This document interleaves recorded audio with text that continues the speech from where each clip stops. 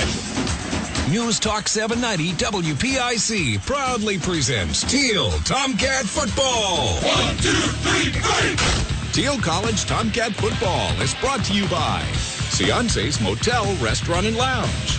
UPMC Horizon, life-changing medicine. Log on to upmc.com. Greenville Orthopedic Association.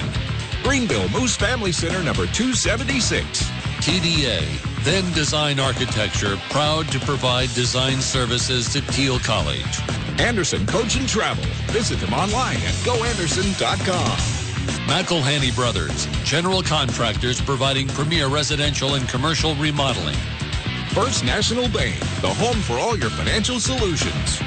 St. Paul's, a continuing care community, providing a caring tradition since 1867. Visit St. Paul's online at lifeatstpauls.org. The Gallery Grill and the Greens of Greenville. Visit them online at greensofgreenville.com. First National Bank, the home for all your financial solutions. Partners ComDoc and the DocuCenter at Thiel College. And Ilsco Extrusions Incorporated. Ilsco has operated one of the industry's most efficient aluminum extrusion mills for more than 60 years. Thiel College is proud to include these fine local businesses among its list of partners. For more details about Thiel College, log on to thiel.edu. You can listen to this game online at 790WPIC.com or listen on the go by downloading the free WPIC station app. Now, let's get to the field for our countdown to kickoff show with our game announcers, Hugh Ringer and Don Achenbaugh. From Gessling Stadium on the campus of Carnegie Mellon University in Pittsburgh, Pennsylvania, it's time for Thiel Tomcat football on News Talk 790 WPIC. Good afternoon, everyone. I'm Hugh Ringer, and it'll be my pleasure to call the play-by-play action of today's game. Don Achenbaugh, seated to my left, set to bring you color analysis throughout the afternoon as the 2-4 Thiel Tomcats, 1-3 in the President's Athletic Conference, get ready to do battle with a much better than the record would indicate Tartan team from Carnegie Mellon University. The Tartans come in at 3-3 overall and 3-2 in the PAC.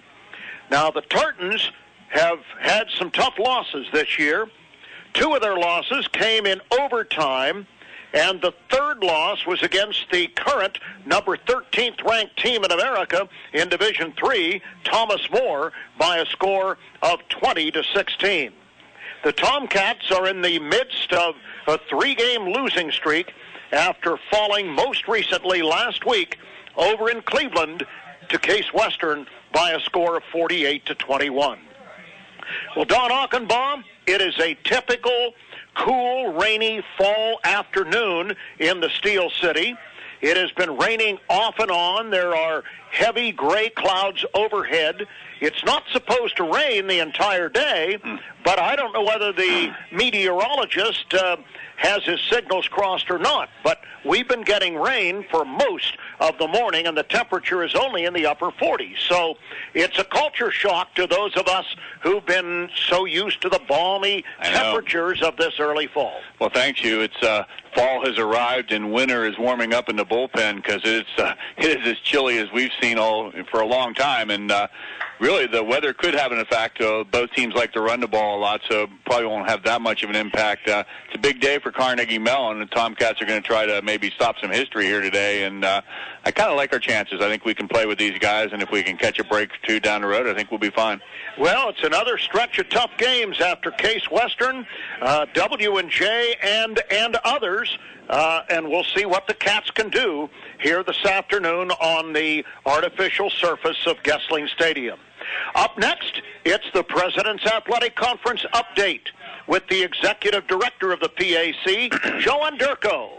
You're on the home of the Thiel Tomcats. News Talk 790 WPIC. Thiel College would like to thank the following businesses for being generous supporters of Tomcats football and Thiel College athletics. First National Bank, the home for all of your financial solutions, from banking to investments to insurance. Call the Greenville branch of First National Bank at 724-588-6770. St. Paul's, a continuing care community providing a caring tradition since 1867. Visit St. Paul's online at lifeatstpauls.org. Thiel College is proud to include these fine local businesses among its list of partners. For more details about Thiel College, log on to thiel.edu. Thiel College would like to thank the following businesses for being generous supporters of Tomcat football and Thiel College athletics. Cianci's Motel, located at 399 Mercer Road. Log on to ciancysmotel.com or call 724-588-8550 for more information. Remember to ask for the Thiel discount. And UPMC Horizon, life-changing medicine. Log on to upmc.com. Thiel College is proud to include these fine local businesses among its list of partners. For more information about Thiel College, log on to thiel.edu. Thiel College would like to thank the following businesses for being generous supporters of Tomcat football and Thiel College athletics. Greenville Orthopedic Association and Doctors John Scullin and Stuart Anderson, specializing in the treatment of sports medicine, total joint surgery, and arthroscopic surgery. Call 800-245-8100 to make an appointment. And Greenville Moose Family Center, Lodge number 276, fun and fellowship for everyone. Log on to lodge276.mooseunits.org. Thiel College is proud to include these fine local businesses among its list of partners. For more information about Thiel College, log on to thiel.edu. The Ridgewood at Chenango Valley in Hermitage, a premier senior living residence, offers private apartments and assistance with activities of daily living to seniors who no longer can or no longer want to live alone. Services include a variety of social and recreational activities, meals, housekeeping, and transportation for its residents. Explore senior living at the Ridgewood at Chenango Valley by calling 724-347-0998 or online at ridgewoodshenango.org. The Ridgewood at Chenango Valley is a cooperative program of St. Paul's and UPMC, providing equal housing opportunities. I'm Ryan Matvico, wide receivers coach. You're listening to the home of Thiel Tomcat football. News Talk 790 WPIC.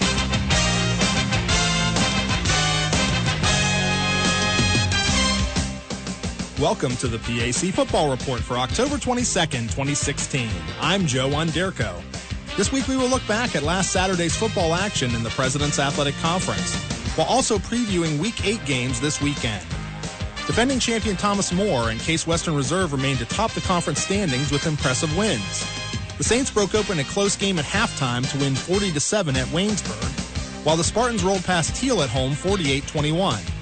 For the second straight week, the top game was in Washington, PA, as W&J held off upset-minded Bethany 37-36. In other action, Westminster kept Grove City winless with a 52-23 decision, while Carnegie Mellon won under the lights at Geneva 29-10. St. Vincent had the weekend off. PAC Player of the Week offensive laurels went to W&J wide receiver Jesse Zubik, who caught 7 passes for a career-best 235 yards and 2 scores versus Bethany. Defensive recognition went to W&J lineman Ryan Snedeker, with 11 tackles, including 4.5 for losses and 2.5 sacks. Special teams honors went to kicker Cole Mathias of Thomas More, who made all 6 of his kicks, including a 34-yard field goal, while averaging 42 yards on 3 punts. Rookie of the Week went to Waynesburg wideout Tavon Johnson, who caught 4 passes for 58 yards and added a 97-yard kickoff return touchdown against Thomas More. There are 4 PAC football games on tap this Saturday. Bethany, Grove City, and Waynesburg all have the weekend off. The top matchup takes place in New Wilmington, as sole possession of third place in the PAC standings is on the line when 5-1 Westminster hosts 5-1 Washington and Jefferson at 1 p.m. at Bury Stadium. W&J has dominated the all-time series between the two storied programs, winning 35 of 37 all-time meetings, with the last Titan win being a 1917 decision in Washington in 2000. Last year, the Presidents edged the Titans at Cameron Stadium 35-31. Westminster head coach Scott Benzel talks about the keys to victory for his squad Saturday. Yeah, we're not interested in playing in a shootout game. That's really not our style. And if we play that type of game, I think it really kind of bodes in W&J's favor. So we're going to try to play great defense, control the clock, run the football. That's been our kind of formula for success over the past couple of years, and that's really the game that we need to play. Now, can we play that? Well, that's why we play on Saturday, so we're going to find out. League co-leader Thomas More hits the road looking to remain unbeaten in PAC play as the 6-1 Saints face 4-2 St. Vincent at Chuck Knoll Field in Latrobe at 1 p.m. Thomas More has won all 9 meetings against St. Vincent in a series that started when the Bearcats joined the PAC in 2007. But St. Vincent has traditionally played the Saints tough, especially in Latrobe. Last year, the teams were tied 28-28 after 3 quarters before a pair of fourth-quarter scores allowed Thomas More to get away with a 42-28 victory. Bearcat head coach Ron Dolciato talks about facing Regis Scaife, his former coaching mentor at John Carroll. I've said this before, beside my father, I don't respect anybody more than him. And, he has really been the person who gave me a chance, over at John Carroll to be the offensive coordinator. And without him, probably wouldn't be over at St. Vincent right now. After posting a road win last week, 3-3 Carnegie Mellon returns home to Gesling Stadium at 1 p.m. when the Tartans host 2-4 Thiel. It's the 43rd all-time meeting between the Western PA schools, with CMU holding a 29-11-2 all-time advantage in the series. Last season, Carnegie Mellon rolled to a 73-19 final in Greenville. According to veteran Tartan head coach Rich Lackner, CMU's student leadership has held the team together despite some very difficult early season losses for the team this fall. Each of the 3 losses we've had this year have been really tough losses, and I admire our kids. They have hung in there, and they've kept a positive attitude, and we as coaches have kept a positive attitude as well. We feel like we're a pretty good football team, and we're going to win our share of games. And finally, 6-0 Case Western Reserve looks to remain undefeated when the Spartans host 2-4 Geneva under the lights at DeSanto Field in Cleveland at 6 p.m. Case has won 3 of the 4 all-time meetings against the Golden Tornadoes, including a 20-7 decision in 2015, with the lone GT victory coming back in 1977.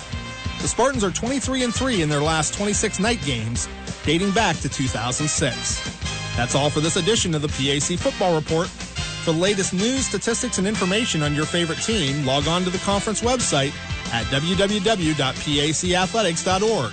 You can also follow us on social media via Facebook, Twitter, and Instagram, with links available at the website. I'm Joe Underko. Thanks for listening, and we'll see you at the stadium.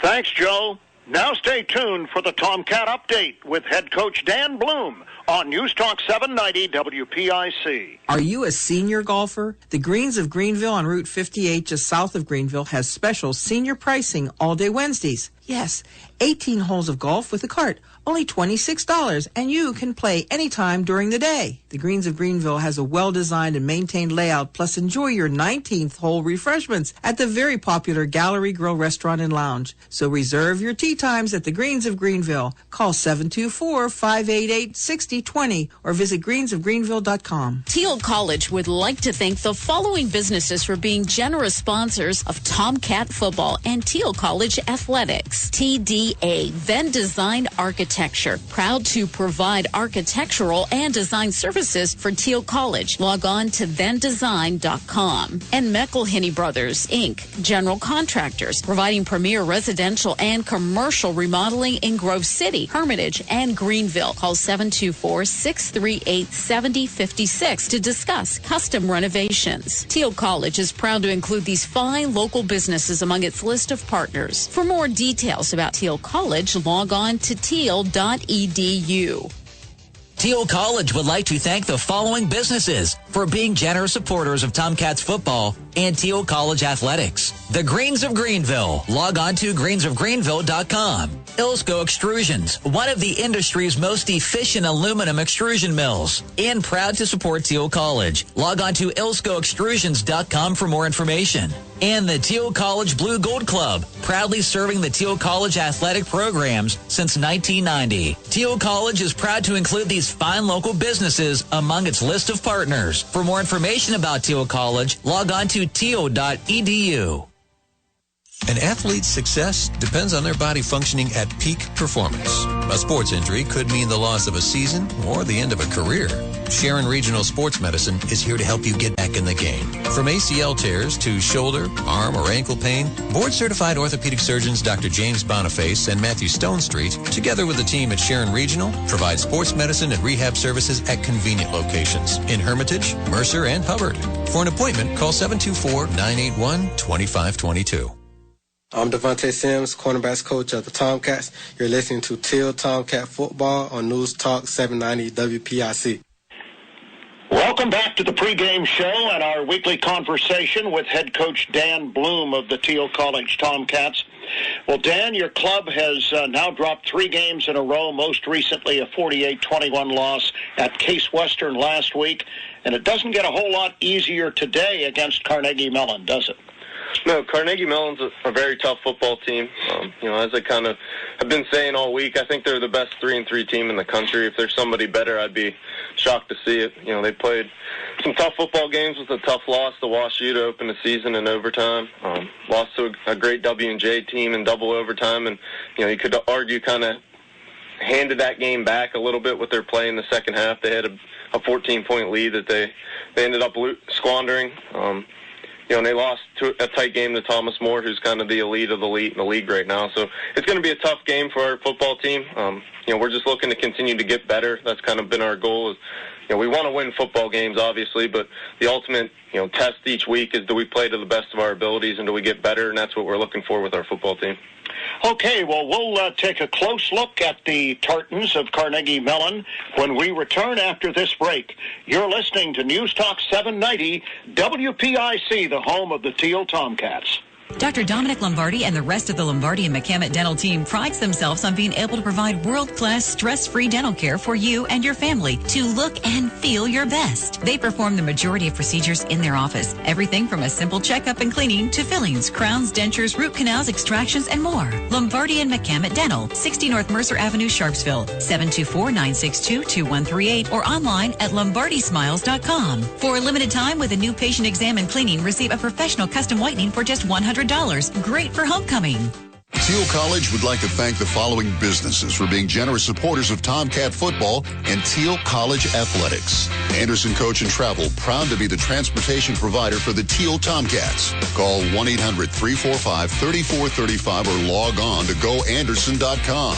And the ComDoc DocuCenter, located on the ground floor of Harder Hall on the Thiel College campus. The ComDoc DocuCenter is a full-service printer and open to the public. Call 724-589-2267 or log on to DocuCenter at thiel.edu. Thiel College is proud to include these fine local businesses among its list of partners. For more details on Thiel College, log on to thiel.edu. I'm Jeff Stevens, defensive line coach at Thiel College. You're listening to the home of Thiel Tomcat football. News Talk 790 WPIC. We're back with head coach Dan Bloom of the Thiel Tomcats on the pregame show. Dan, you mentioned earlier that CMU has played a tough schedule and lost some tough games. They do have wins over Waynesburg, Bethany, and Geneva in the conference. The offense is playing well, and last week the defense held Geneva to 102 total yards of offense. Yeah, they're good on defense. They have 2 really good defensive ends. They do a good job kind of making sure they have good numbers in the pass game and getting those guys involved in the run game. So, we think we have a decent plan to kind of attack what we're expecting them to do against us defensively. They have not blitzed a lot, but teams' MO against us have been to blitz. But we kind of have a good plan as far as what we think we can do to attack them. Ultimately, we got to find a way to run the football. And, we're going to run the quarterback. That's kind of who we are, and we're going to mix in the zone read run game. But it is a stout defense and a very good offense, and they're going to give us kind of all we can handle today. Is it typically a linebacker center defense? You mentioned the 2 DNs who get after the quarterback. They do a good job of kind of letting the DNs play. So they kind of tend to 2-gap the defensive ends, which frees up the linebackers to free a little more freely, flow a little more freely. It's a true 5-man box most of the time, and then they have kind of a rover that tracks your tight end. As you try to add more to the run game, they're going to try to add more hats back. So it is, those D linemen are what makes it roll, but the linebackers are very good and do a good job kind of playing the run and the pass. Mm-hmm. Now, how about their secondary? Is Samir Abdelnadi the key guy back there? Yeah, he's that guy that kind of plays that rover position. They ask him to do a lot of different things. He's the guy that kind of makes everything work, and he's the one that is involved in the run game and in the pass game and kind of makes that whole defense click when they're going well. The 2 defensive ends you were talking about are Corey and Quan. Is that right? The disruptive ones? Correct. They're two big body guys that they're long, strong, and athletic, and they wreak havoc in the run and the pass game. Let's talk about the CMU offense, Dan. Obviously, the running back, Sam Benger, is the key guy, 935 yards rushing. Tell us about his tendencies. Offensively, their tendencies is, they're a motion run team for the most part, so they're a 12 personnel team with two tight ends on the field. They're going to flex one of them out and motion that guy in. And then the tendency is they're going to run the ball to where they're motioning. So we kind of have a beat on that. We've, kind of been harping on that with our defensive guys all week of, have a pre-snap awareness of what type of plays we think we're going to get. But they do a good job. They're a gap football team, so they're trying to pull offensive linemen and get extra hats against the defense and create seams for him. And he does a great job as far as just finding holes. There's times where the play might be designed to go to the right, and he'll bring it the whole way out, back to the left because he sees something. He sees a crease in the defense, or he sees he has a numbers advantage back there. He's a fast guy that's a big body that he'll run through arm tackles, and when he gets into space, he's going to outrun most people in this league. And I would assume he's a patient runner by the way you're describing him. Yeah, he is. He once he makes the decision, he goes, but he does kind of take his time to get things going, and make the right decision. So he's not just going to run up into the line. He's going to kind of let the play develop, and then once he sees it, he's going to explode. Is he like a lot of backs, Dan, in that he gets stronger as the game goes on? He does. They've done a real good job of mixing things. Their pass game's been a lot better, I think, than maybe it has been. They got some good receivers. The quarterbacks played really well and thrown some good footballs. But at the end of the day, they want to run the ball. That's who they are. He gets stronger as they kind of lean on you with that big offensive line and then, kind of wear you down, and he gets stronger as the game goes on. Now, I know you're impressed with the quarterback, junior Alex Klein. Modest numbers, but how does he compare to the young man we saw at Case last week? He's a little more of a pocket passer. Case's quarterback, Kudos, kind of does it all. He'll run, he'll scramble. They use him in the quarterback run game with the QB draw. Klein, they're going to ask more to sit in the pocket. They're going to play action pass, max protect, a lot of three-man routes, two-man routes. Every once in a while they'll get four out and run four verticals or a four-man pass concept. But most of the time when they're asking him to throw the ball, they're going to protect him, sit in the pocket, and let him kind of make decisions. The biggest thing with him, as you said, is kind of modest numbers. It's been more the throws he makes, the placement of throws, and his ability to squeeze pass plays in there. The one that sticks out in my mind right now is, he came in against W&J. Very first play, he throws a fade ball to the outside shoulder that the receiver catches one-handed on the sideline. And I think 2 series later, they throw a seam down the middle of the field, and he squeezes it in between 3 defenders, and they come up with a big catch for about a 21-yard gain. So it's more the throws he makes rather than the number of throws. And his accuracy then is pinpoint. Yeah, he's done a great job with ball placement. Not a ton of turnovers or bad throws where you see him missing open receivers or putting himself in bad position. It's just been very accurate passing when they ask him to throw the ball, and his receivers do a great job making plays. Now, is there any way you can put pressure on him to make him let go of the football before he wants to? His eyes do kind of have a tendency to drop a little bit when you pressure him.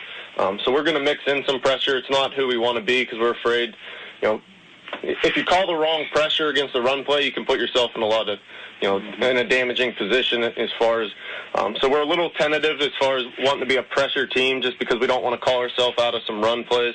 But in situations where, they're a heavy third down, third medium, third and long, they want to throw the ball, so that's more where we'll be able to pin our ears back and try to get some pressure on the cue.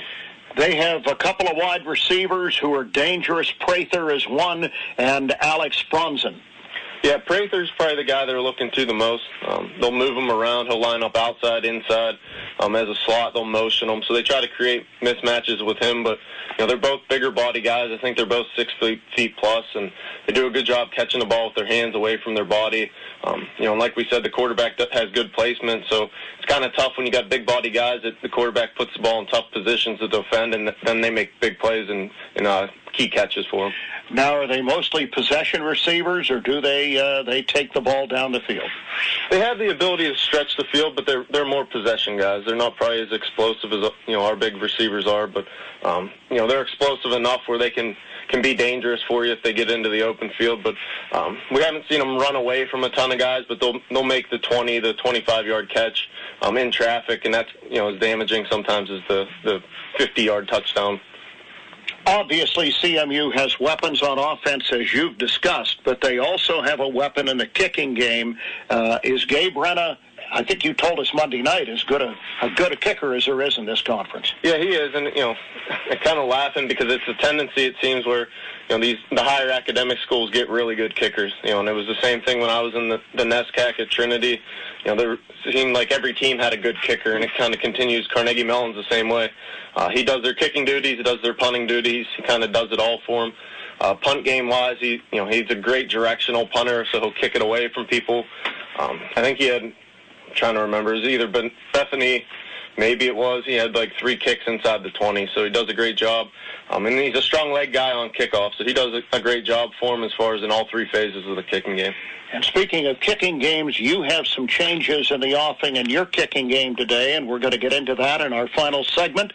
This is Hugh Ringer with head coach Dan Bloom on the pregame show. We'll be back with more after this on News Talk 790 WPIC. Thiel College would like to thank the following businesses for being generous supporters of Tomcat football and Thiel College athletics. Cianci's Motel, located at 399 Mercer Road. Log on to ciancysmotel.com or call 724-588-8550 for more information. Remember to ask for the Thiel discount. And UPMC Horizon, life-changing medicine. Log on to upmc.com. Thiel College is proud to include these fine local businesses among its list of partners. For more information about Thiel College, log on to thiel.edu. The Ridgewood at Chenango Valley in Hermitage, a premier senior living residence, offers private apartments and assistance with activities of daily living to seniors who no longer can or no longer want to live alone. Services include a variety of social and recreational activities, meals, housekeeping, and transportation for its residents. Explore senior living at the Ridgewood at Chenango Valley by calling 724-347-0998 or online at ridgewoodshenango.org. The Ridgewood at Chenango Valley is a cooperative program of St. Paul's and UPMC, providing equal housing opportunities. You are listening to News Talk 790 WPIC. Sharon Hermitage, a Cumulus station, sponsored by the Ridgewood at Chenango Valley, a premier senior living residence. This is Daryl Satterfield, quarterback's coach. You're listening to the home of Thiel Tomcat football, News Talk 790 WPIC.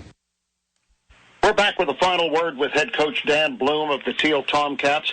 Dan, you have a number of players who did not travel with you today, injured and the like. Bring us up to date on the highlights or the lowlights. It's that point in the season where we have some things coming up, and obviously as a Division III school, we're academics first, athletics second. So Chris Rosales is away doing an interview for a possible internship. Josh Dando had his brother's getting married this weekend. And then we had a couple guys that are just coming back from injuries and things that stayed home, and Peyton Hicks and Eugene Bailey. So, we're hitting that point in the year where we're going to play with who we have, and we got to find out a way to go out, play well, execute, and try to win football games. Now, Dando's your backup quarterback.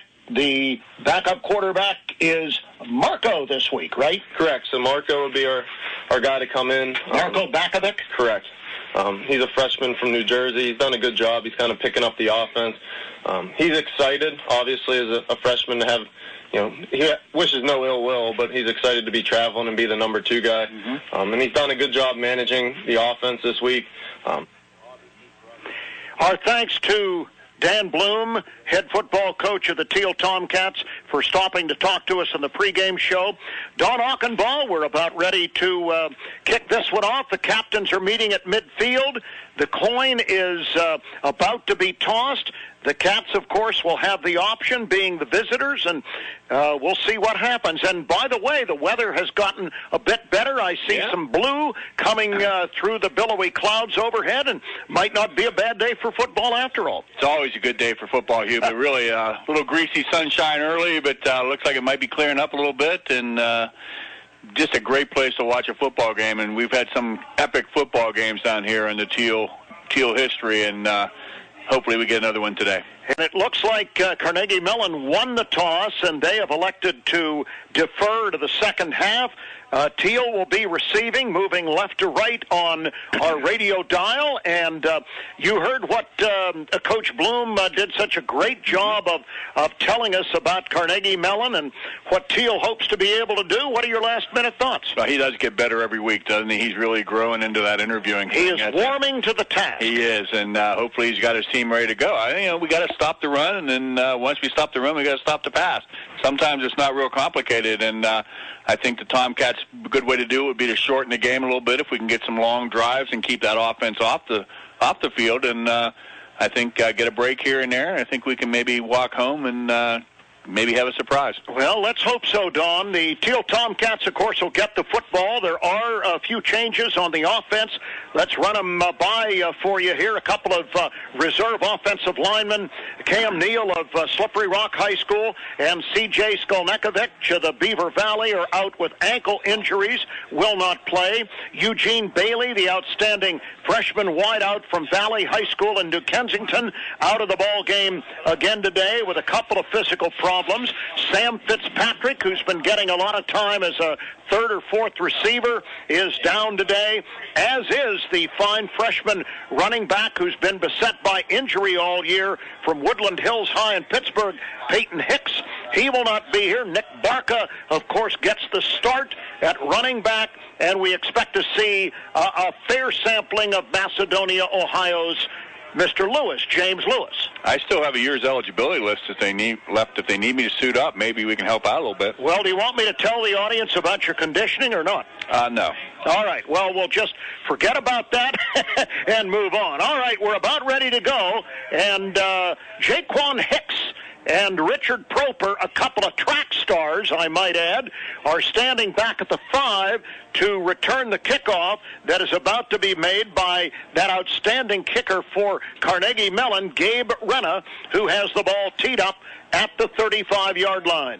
So we're about ready for Thiel and Carnegie Mellon in the President's Athletic Conference. We're glad to have you with us. All right, Renna's kick is high, end over end. Going to come to Richard Proper, the Seneca Valley product, 10, 15, 20, 25, and meets a horde of tacklers at about the 28-yard lines where the Thiel Tomcats will have it 1st and 10. Quarterback Ryan Radke, the senior from Lancaster, New York, is at the controls. Nick Barca, his running back. Deshaun Bracey, the freshman out of Kiski High School. Alex Horvatus, the senior from Lancaster, New York. And the aforementioned Jaquan Hicks from Ware Shoals, South Carolina, will be the 3 receivers to start the football game. And as always, Mr. Radke is in the gun, and he gives it off to Barca, coming to the right side, and they're going to nail him after about a yard gain up at the 29. You already can see good pursuit by this aggressive defense that held last week Geneva to 102 total yards. And we know how well they run the ball. So Guya came up from his free safety spot that time. So they're coming up and starting to defend the run. Maybe we may need to pass a little bit to be able to run. 2nd down 9. We see that Rob Thompson is now in the receiving equation for Thiel. Back as Radke throws the out to his tight end, and it's caught up at about the 35-yard line, and it was a pretty nice diving catch right at the sideline by Ryan Rowland, the junior out of Pickerington, Ohio. It's a gain of maybe about a yard. 3rd and 9, 3rd and 8, we're going to call it now for Thiel. Actually, they put it down at the 29-yard Looks like they called it incomplete. Yeah, they called it incomplete completely. Okay, I wondered about that. All right, straight back is Radke. Radke's going to roll to the left, get away from pressure. He's being chased. He's going to throw on the run, and Rob Thompson goes for it at the 42, and it was knocked away.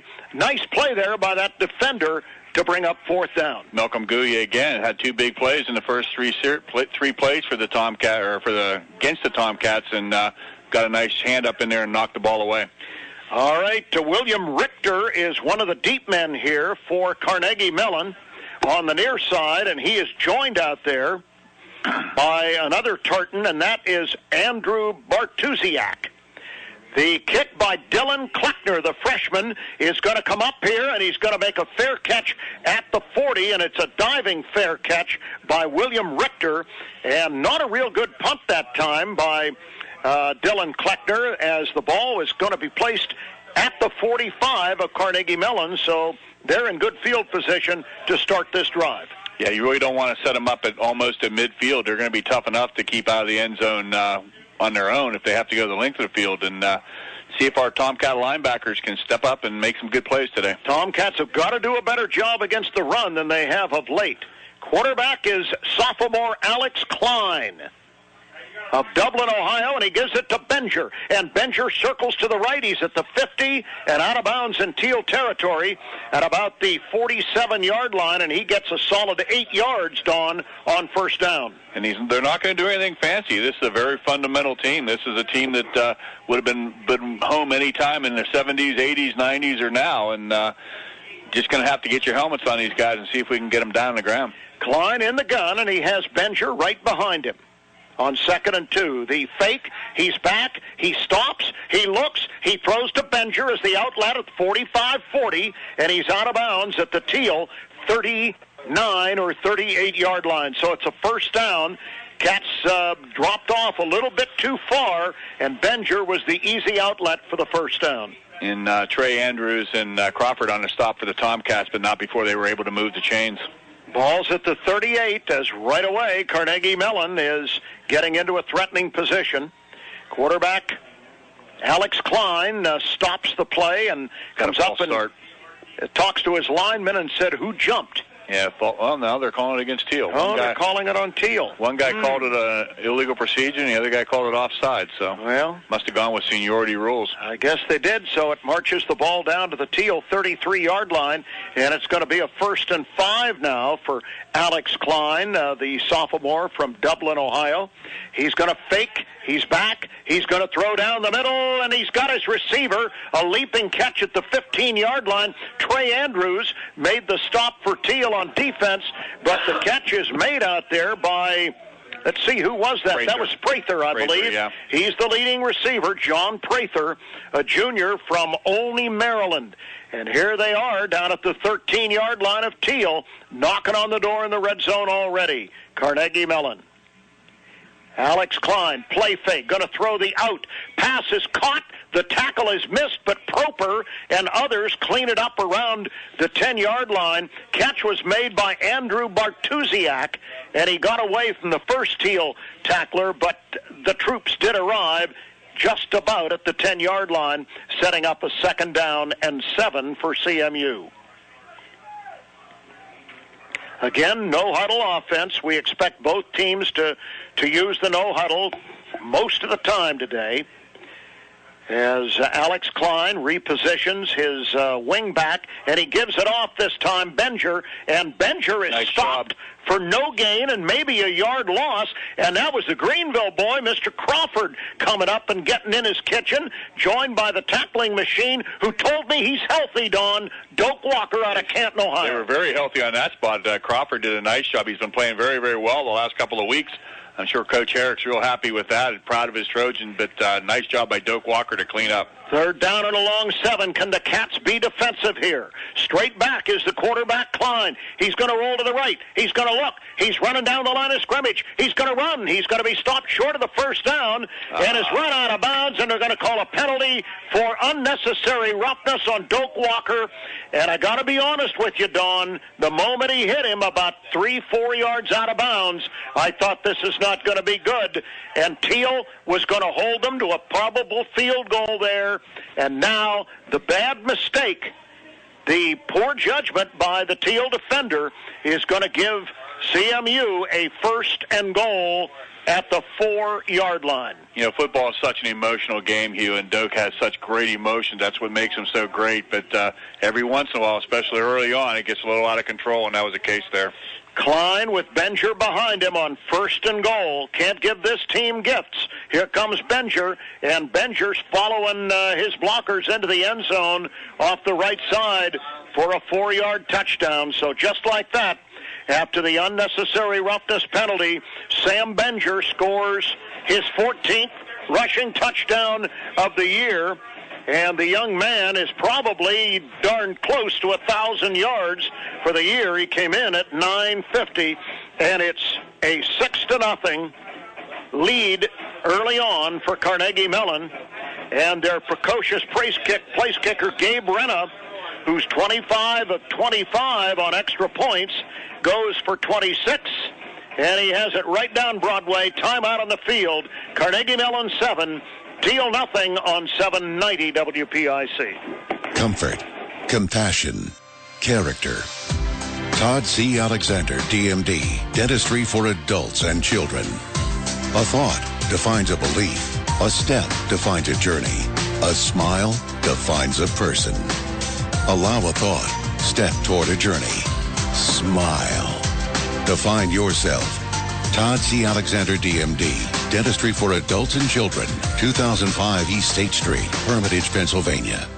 I'm Dan Bloom, head coach of the Tomcats, and you're listening to Thiel Football on News Talk 790 WPIC. Carnegie Mellon takes the opening kickoff and marches it 60 yards down the field, aided by a bad penalty by the Thiel defense for unnecessary roughness. Sam Benger, 4-yard run, extra point good, 7-0 CMU, and they will kick off here to Thiel. And the Cats again deploy Proper and Hicks deep, standing at about the 10-yard line. Real important for the Tomcat offense now to answer. They had a little bit of a struggle in the first series, but now they've got their feet in a little bit. Maybe had a little chance to make some adjustments and see if we can get a drive going and come down and answer that touchdown. All right, here comes the kick. Again, long down the middle, heading for the end zone and bouncing to the back of the end zone for a touchback. So the Tomcats will get the football here on the 25-yard line for their second offensive foray in the football game. Yeah, I think as we talked about in the first series, I think the Tomcats might have to pass a little bit to open up this run game for themselves because Carnegie Mellon's playing about 9 guys up in the box looking to stop the run, and until we loosen them up a little bit and make them have some respect for our wide receivers, it's going to be awful tough to run when you got 9 guys against 5. And the Cats are going to deploy 4 wides, and one of whom is a tight end, Ryan Rowland, who may be out in pass patterns a lot more with only 4 healthy, experienced wideouts. They get to Barca, 25, 30, 40, 45, 50, and into CMU territory to the 45-yard line. That is the best breakaway we've seen from the sophomore from Baldwin High School in Pittsburgh in a number of weeks, Don. Good job by Barca. You saw what happened when we put the 4 wide receivers in. It spread them out, and that gave that opening right up the middle. First and 10 Thiel at the CMU 45, trailing 7-0. Here's Radke. He runs into his running back, but is still going and dancing around as he can do. 45, 40, 35, 30. He's loose. 10, 5. Look at that Houdini. Ryan Radke for a touchdown. 45 yards. I think we answered, Hugh. Oh, that was an answer that had an exclamation point right after it, baby. 45 yards by the athletic, mercurial Ryan Radke. And now the little fella, the 125-pounder, soaking wet from Plenty, West Virginia, is in to try the extra point. Colin Peel, the kick is good. Way to go, Colin. He said, now, tell us some West Virginia jokes today. I said, Colin, I wouldn't do that on your fine state. Almost heaven. Hey, almost heaven. Peel delivers, and we're flat dead even at 7. Great job, Thiel, Tomcat. Carnegie Mellon, 7-7 on 790 WPIC. Thiel College would like to thank the following businesses for being generous supporters of Tomcat football and Thiel College athletics. Anderson Coach and Travel, proud to be the transportation provider for the Thiel Tomcats. Call 1-800-345-3435 or log on to goanderson.com. And the ComDoc DocuCenter, located on the ground floor of Harder Hall on the Thiel College campus. The ComDoc DocuCenter is a full-service printer and open to the public. Call 724-589-2267 or log on to DocuCenter at thiel.edu. Thiel College is proud to include these fine local businesses among its list of partners. For more details on Thiel College, log on to thiel.edu. I'm Brian Radikovich, running backs coach at Thiel College. You're listening to the home of Thiel Tomcat football, News Talk 790 WPIC. All right, here's the kickoff by Peel. It's going to be taken at the 25 and running with the football across the 35 and up to about the 37-yard line was the kick returner Rory Hubbard, the backup tailback, and that is where CMU will have it. 1st and 10 as they come to the line of scrimmage. 45-yard scramble by Ryan Radke, broken play, running into his running back, dancing, dipping, doing, turning around, finding a hole, and taking it to the house. Colin Peel, the extra point. All right, quarterback Alex Klein in the gun. He's going to give it off. No, he's going to fake, and he's going to throw, and the pass is no good. It was too low for John Prather, and the pass is incomplete. 2nd and 10. Now, Don, the first series that CMU had after stopping Thiel in their initial try offensively, it was way too easy to take it down to the end zone. Thiel's defense has got to play sounder football here now. I know Coach Bloom talked about not wanting to try to blitz or something, but it looks like CMU's coming out with a passing first-off attitude rather than run first like we thought. Klein in the gun. Benger is behind him, and he sends a man in motion. Here is the give to Benger, and Benger's looking for a hole. There isn't much of a one, but he slithers to the 40-yard line for 3, setting up 3rd and 7. The Cats are around him, and that's what they have to do. Jake Elk leading the pack that time, and you're not going to tackle him one-on-one. He's too strong. He's a reigning PAC Offensive Player of the Year.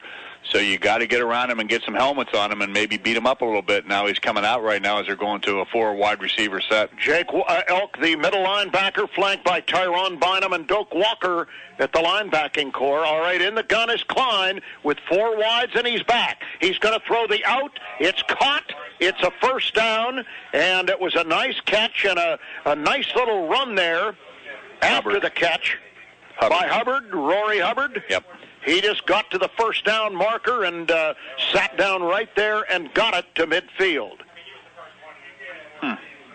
So, right on the 50, it's 1st and 10 for CMU. Alex Klein, Benger to his left, 3 wides to his right. Give is straight ahead, and this time it is not Benger.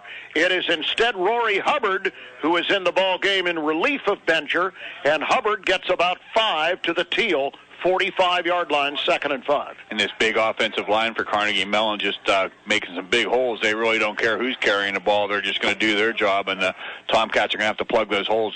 275, 265, 240, 280, and 260 they are. Give to Benger. Benger at the 40. Benger at the 35. Carrying tacklers down to the 32.5-yard line. And here comes Carnegie Mellon again. Right now, they look like an unstoppable force on offense. Yeah, and that was a case where the Tomcats brought a blitz, just like Coach Bloom said in the pregame, that if they brought a blitz and they don't make it, the bad things can happen with the run, and that's what happened there. He just filled the hole where the blitzer came from, and there was nobody to slow him up. 1st and 10, Carnegie Mellon on the 32. Play fake. Back is quarterback Klein. Going to throw the out, and the ball is dropped. Coverage over there by Martin. And Trevor did not knock it down, but interfered enough. It was intended out there for the wide out. Was that Strobel, I believe who so, yeah. Could not pull the ball in. It would have been a tough catch. 2nd and 10. Ball on the 33 of Thiel in a 7-7 ball game at the 8:53 mark of period number 1. Look over to the bench now as the quarterback Alex Klein gets some signals from his offensive coordinator. Settles with 3 wides and Benger to his right. The fake to Benger. He's back. He's throwing down the middle. He's got his receiver, dropped it down at the 7. He was open. He was open. Like Tommy Mansfield, the junior wide receiver from Westerville, Ohio, was streaking through the secondary. Ball hit him. Looked like it hit him on his shoulder pad. Maybe popped out a little bit. Good break for the Tomcats. Now it sets up 3rd and long and gives the Tomcat defense an opportunity to pin their ears back a little bit. Maybe get some pressure. The Cats bring in a new defensive end in place of the big nose tackle Anderson. 4 wides in the game, and an empty set for Carnegie Mellon. Klein by his lonesome in the backfield. Man in motion. Klein is back, stays in the pocket, throws down the middle, got his receiver at the 15-yard line. Martin makes the tackle, but it's a first down and 10 for Carnegie Mellon. Once again, Hubbard that time, Rory Hubbard on the reception for the Tartans. All right, and Hubbard leaves the lineup and is replaced by Benger down at the 15. Carnegie Mellon, after a couple of incompletions, taking the ball right down the field. These receivers are running sharp routes and getting open in front of the Tomcats secondary. Klein looks over the defense, man in motion, play fake, going to throw the out this time to the receiver, and it is caught by Garrett Stovall inside the 5, and he is pinwheeled down at about the 3-yard line. Sarator on the stop that time for the Tomcats, but not before he picked up a nice significant chunk. And this is a situation where the Thiel corners are playing off, Don, and it's a case of pitch and catch. It is, and they're running free. And it's going to be pitch and catch all afternoon unless somebody decides to jump something. Klein gives it off to Benger, and Benger is spinning, giving a second effort there to get away from the nose tackle down to about the 1.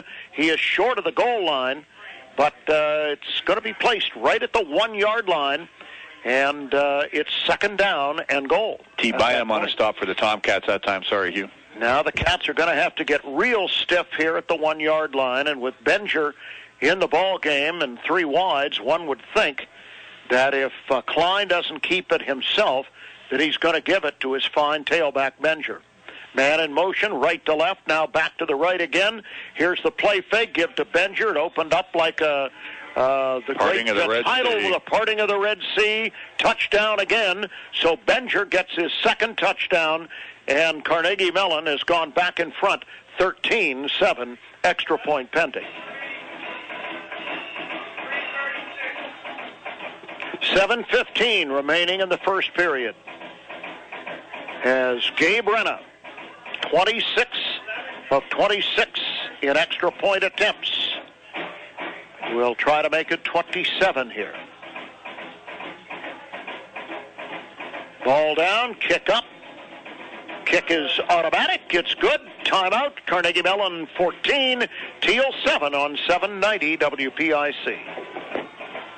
Thelma's Sports Nook presents the first annual Sharpsville Football Alumni and Friends Tailgate, Friday, October 21st at the Thelma's Party Complex. It all starts at 5 p.m. with pregame munchies and draft beer. Then you'll catch the shuttle to the Pines at 6:30 to see Sharpsville take on Sharon. After the game, enjoy a barbecue chicken dinner and draft beer at Thelma's Pavilion. Limited tickets are on sale now at Thelma's Sports Nook for just $20. A portion of the proceeds will benefit the Sharpsville Gridiron Club. I'm Matt Arshenkoff, Special Teams Coordinator and Defensive Backs Coach. Follow the Thiel Tomcats right here on News Talk 790 WPIC. Sam Benger, second touchdown of the day, 4 and 1-yard runs. It is now 14-7 Carnegie Mellon over Thiel. And Gabe Reno will kick off. High end over end, going to come to Richard Proper back at the 6. Wait a minute, that does not look like Proper this time. He is out across the 25 to the 26, and we'll see who the new return man. Like Randy Grote, 27. 27, that's your backup running back who is in there. Mr. Green, yes. So, John Green out of West Mifflin returned that kick. Pretty nice return to the 27, where Thiel has it first down and 10, trailing now by 7. And they're going to send Rob Thompson out as one of the wide receivers. 4 wide receivers in the ball game. Here's the give, and this time it's Barca. Barca cuts it outside and gets some yardage. He's running well today, Dawn, across the 30 up to about the 32, and that's a good 5 yards on first down. Good job by Coach Satterfield and his staff that time putting a spread out. He's spreading out that defense, which giving Barca and Radke both some lanes to run in, where in the first series we saw they were all bunched in. Now they can't afford to do that. Jaquan Hicks is now in the game at wide receiver. Barca stays at running back. The sidecar to Ryan Radke on 2nd and 5. Radke going to roll left, throw against the grain, and the ball's dropped. Yep. It is simply dropped out there by the tight end, Ryan Rowland. Yeah, Rowland's playing split out. He's filling in as a wide receiver, and he's out there, and he's out in space a little bit that time, and he looked to run a little bit before he got the ball completely tucked in. Would have had the first down, but as it is, it's 3rd and 5. Good news is he was open. Good news, Ryan put the ball where it needed to be, so he'll catch that ball the next time.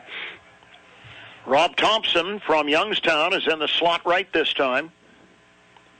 Radke with 2 protectors is back. Here comes the outside pressure. He's got it to Jaquan Hicks at the 50, the 45, and down at about the 41. Now that's coming through on 3rd down and 5. Jaquan Hicks out of Ware Shoals, South Carolina, caught that with a full head of steam, and he has a cat first down at the CMU 40. Great throw by Ryan Radke. Hit him in stride. And I'll tell you, doesn't your heart skip a beat when that kid takes off because you know how fast he is? Jaquan Hicks and Deshaun Bracey, I'll tell you, they are special.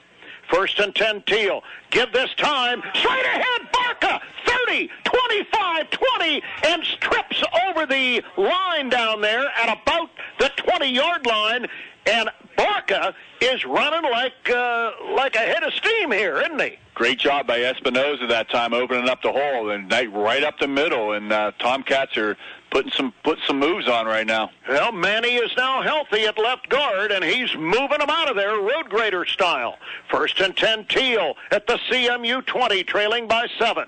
Radke gives it straight ahead to Green, and it was Radke who faked to Green and kept it and got a couple of yards. 2nd down and 8. Green would have lost 1. Boy, he would have gotten crushed. He got crushed as soon as he took the ball. So good job by Ryan on that read option that time to option out, but sets up about a 2nd and 8. And Green is out. Barca is back in for Thiel.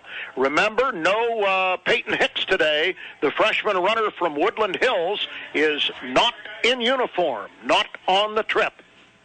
Radke in the gun.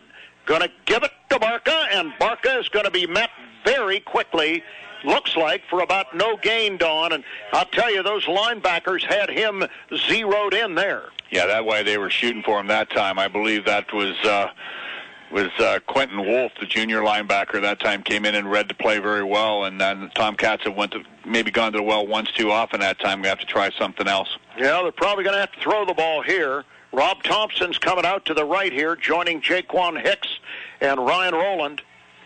And we have Horvadets to the left. Hicks in motion left and now back to the right. Here's the snap to Radke. He's back, rushes on. He's got to throw it on the run and way over Horvadets' head at the 8-yard line. It's going to be 4th down, and I don't know whether they're going to send Colin Peel out to try a field goal here or not. It looks like they are not. That is probably beyond his range. Yeah, he's got a lot stronger leg this year than he did last year, but that's going to be somewhere around about a 35-yarder, and I don't know that anybody can hit that one. The ball's on the 18 of CMU, so the Cats are going to go for it. 4th and 8. Radke in the gun is back. Gets some pressure. Horvadets makes the catch. Steps out of bounds. Got the first down inside the 5 at the 3 of CMU. How about that 4th down conversion? What a great pattern Alex ran that time. And the senior to senior, boy, you love that senior to senior connection, didn't you? You put it right where it needed to be. First down, move the chain, sets up 1st and goal at the 4. Time to hammer it in. And Justin Zinsmeister is in as a blocking tight end now with 3 wides for Thiel. 1st and 10 down at the 3 for Ryan Radke in the offense. Starting to rain again. Radke takes the snap, gives it he keeps it, is fighting his way inside the 2, and is going to be short of the touchdown, of course, and they're going to put him down at the 2-yard line. Nice fake to Barca, but the linebackers stayed at home, Don. Well, they're going to hit both of them. There's one of those cases where they know what's coming, and he's such a great ball handler. He's getting better and better every week with that they're just going to you know what, we're not going to risk it. We'll just tackle both of them. Second and goal at the 2. Radke in the gun. Barca behind him. Here's Barca. Barca takes the handoff, and he's into the end zone. Barca is running real well. Nick Barca, the sophomore, at 185 pounds from Baldwin High School nearby. This location has a 2-yard touchdown run. The Cats are an extra point away from tying this football game. Think he has some fans in the stands? I think he has some fans all over the place. Yes, sir. The folks are here from Baldwin. Colin Thiel will try to add the extra point. Radke holding. Kick is up. Good Kick job. is good. Good job for the kid from Pliny, West Virginia. Timeout on the field. Thiel 14, CMU 14 on 790 WPIC. On the go? No time to stop? That's when you'll love the Medicine Shop Pharmacy's drive-through window service in Hermitage and Greenville. Next time you have a prescription to get, or vitamins, medication, bandages, any kind of health need, simply call ahead, place your order, and we'll have it ready for you at our drive-through window. Prescriptions, health supplies, all ready for pickup at the Medicine Shop in Greenville and Hermitage. Our friendly drive-through window service keeps you right where you want to be, in the driver's seat. I'm Ryan Matvico, wide receivers coach. You're listening to the home of Thiel Tomcat football, News Talk 790 WPIC. An impressive Tomcat drive punctuated by a big 4th down conversion pass to Alex Horvatus. Touchdown by Nick Barker from 2, and we're tied. And here's the kick taken by CMU, and with a head of steam across the 40 up to about the 45 is the return man, Zach Cree. And again, Dawn, CMU going to have good field position at their own 44 to start this drive. That's the one thing we are missing a little bit by having Peel kick off. He doesn't kick quite as deep as Rosales does, and that's setting them up. They're really playing on our side of the field too much.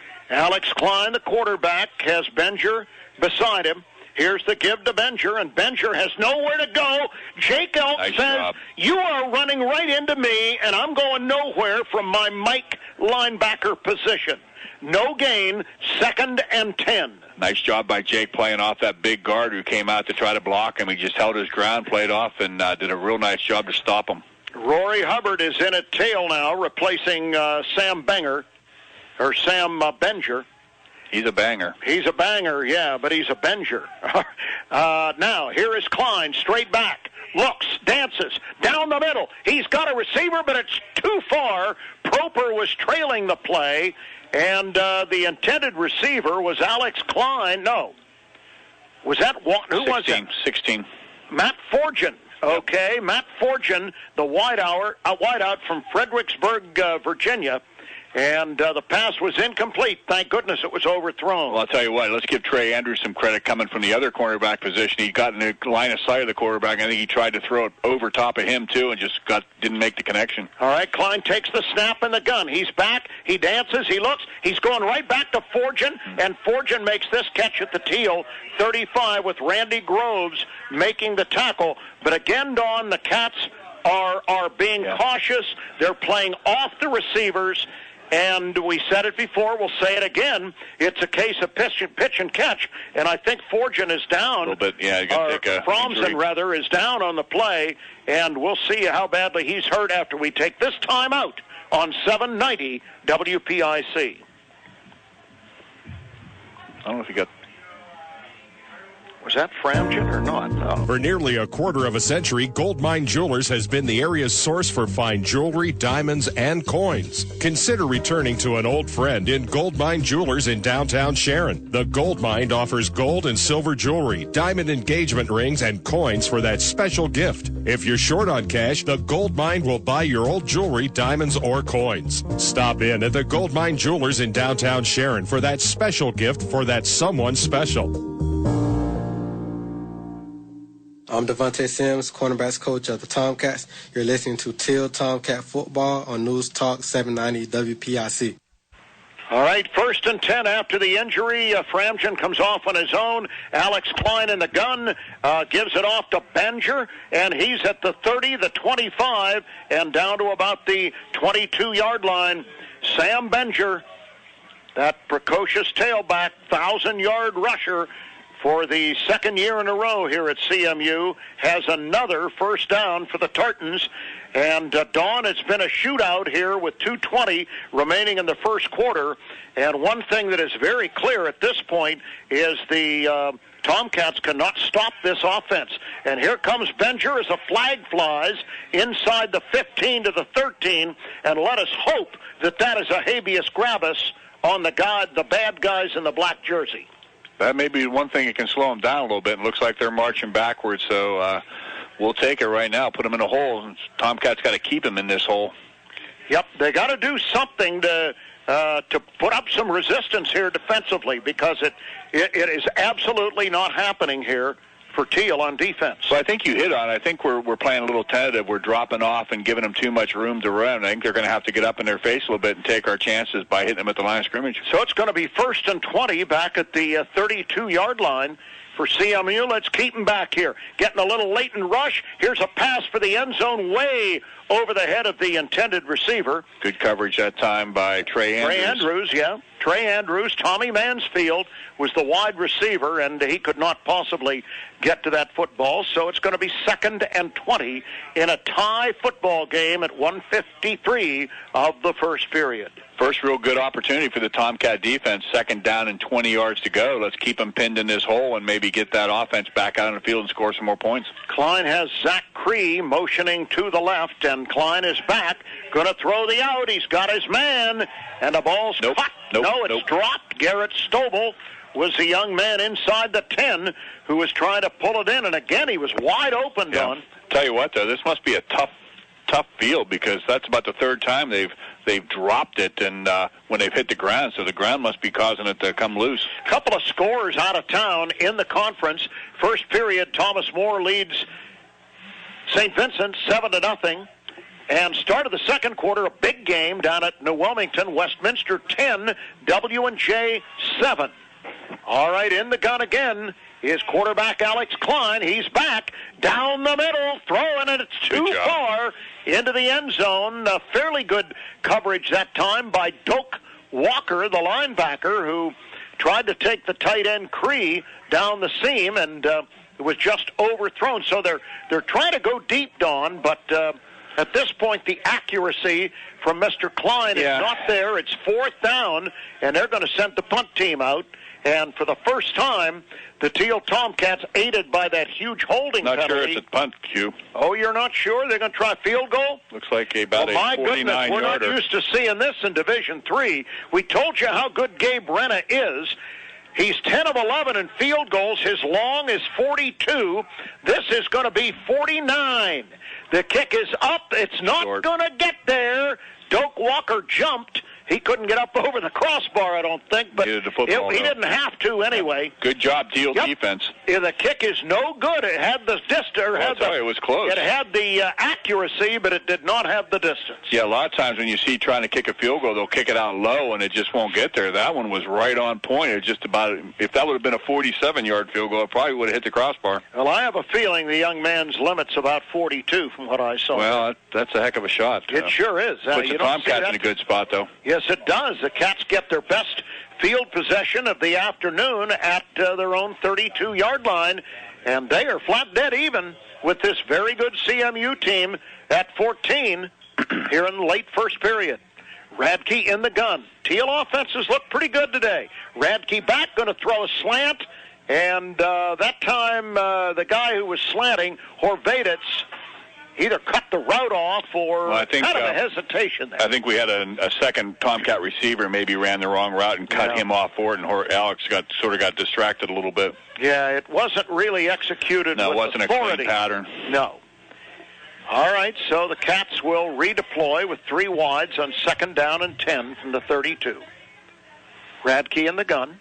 Radke going to fake. I think somebody was in the wrong position, and he's going to keep it and lose yardage. Loses about a yard. I think Barca was lined up on the wrong side, and Ryan turned around and said, whoop, nobody here. But who's better at keeping it himself? Well, yeah, he was probably going to keep it himself anyway, but that hesitation with this defense, as aggressive as these defensive ends and linebackers are, you can't really hesitate like that. You got to. The success we're having is on the quick openers, and now it just took too long to develop. So now Thiel's in a very long 3rd and 11. You never like to be in a situation like this against a good defense. Radke back. Going to roll to the left. Stop. Going to throw to Barca, but that was going nowhere, and it was too low. Skipped on the ground, so Thiel, after good field position, following the missed field goal, goes 3 and out, and they're going to have to punt the football away. Carnegie Mellon deploys a couple of people. William Richter is one who is back deep on the near side. Dylan Kleckner standing at his 16 to punt the football. And he gets away a low kick that's going to bounce at the 45, take a Thiel bounce, a real good bounce inside the 30 to the 27.5-yard line of CMU, where they let it come harmlessly to rest. And it'll be 1st and 10 for the Tartans at that point. It'll look better in the box score than it did in the air. A reminder, next week is Halloween. It is. It is not Halloween. Is Saturday Halloween? It is. It is? Well, I know Yellow Jackets. Well, it's Halloween in Greenville. Let's put it that way. The actual holiday is Monday. Halloween in my community on Monday. But anyway, it's a Halloween night treat for you with Waynesburg coming to town. Here is the jet sweep. And was that Benger coming around or one of the wideouts? Richter, the wideout, came around on the jet and got some pretty good yardage. Actually gets about 8 yards up to the 36-yard line, setting up 2nd down and 2.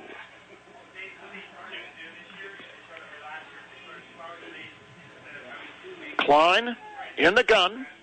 Fakes, going to throw the slant. And the catch is made for the 1st down by Matt Forgin across the 45 to the 48. So they move the chain there with just a nice, easy slant. 1st and 10. Yeah, they're not running anything complicated. The jet sweep is probably the most complicated. And we have come to the end of the first period.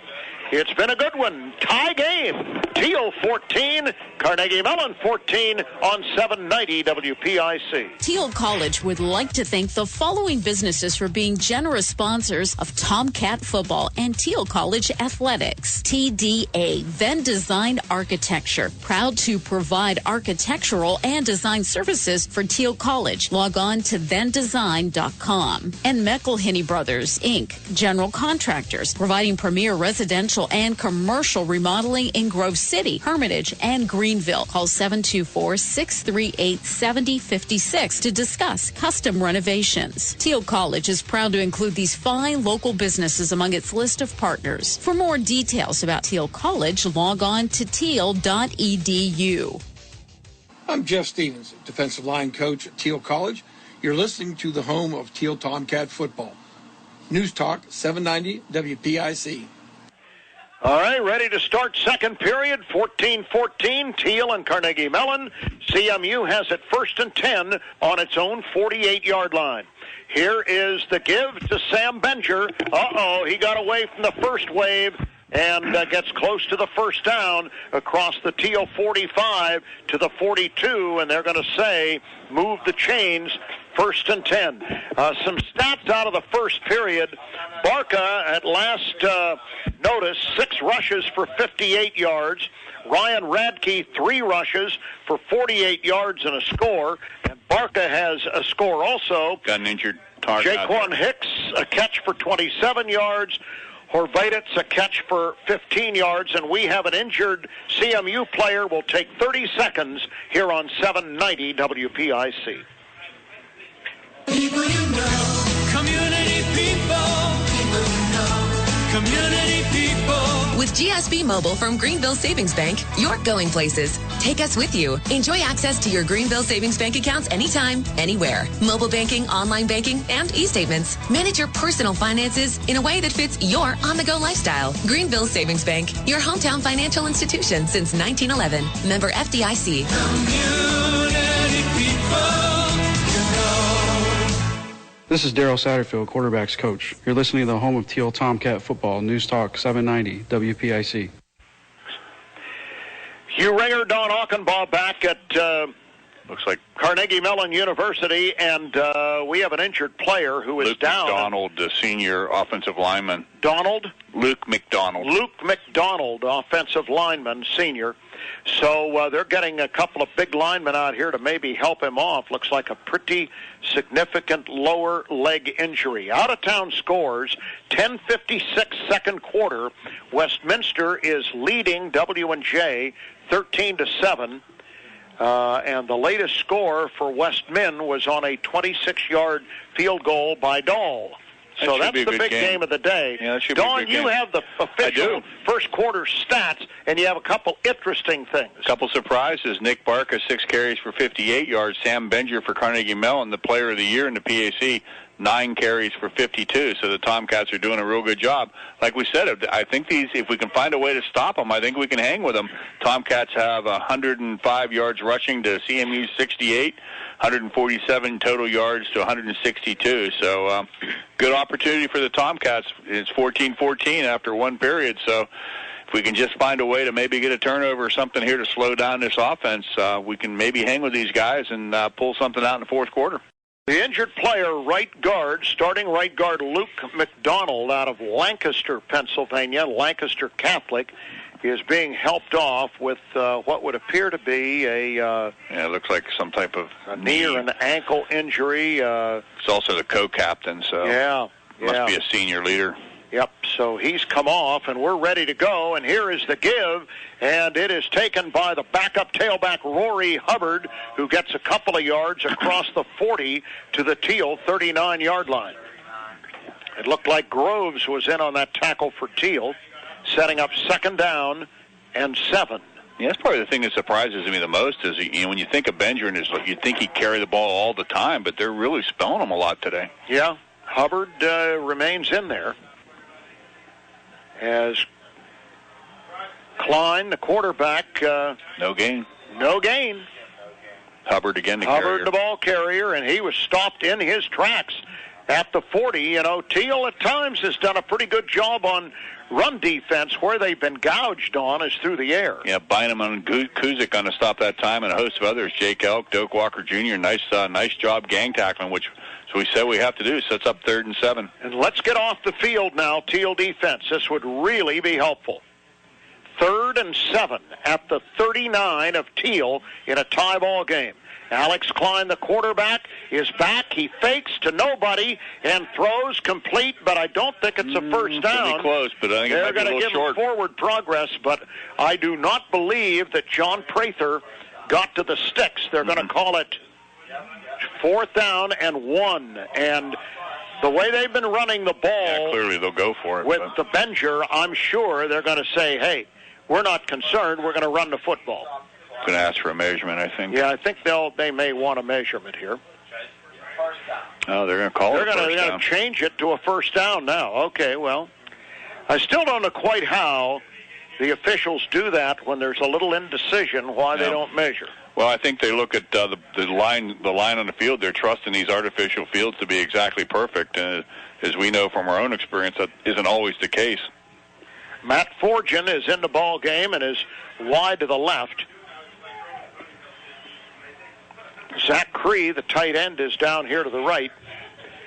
Quarterback Klein is going to give it off to Benger, and Benger shakes away from the first tackler and keeps going, dragging a tackler, Justin Johnson, the freshman from Butler, with him across the 30 down to the 27-yard line. You know, he's explosive, but there really isn't. I mean, we've seen backs that are just as quick as he is. Matter of fact, we have a couple that are just as quick, but he's just so he doesn't stop. He reminds you of Napotnik back from Thiel history. He just never stops running, always moving forward, always gaining yards. That's a pretty good comparison. Yeah, really. No doubt about it. I remember Justin very well in high school. All right, Alex Klein, the quarterback, on 2nd down and 5.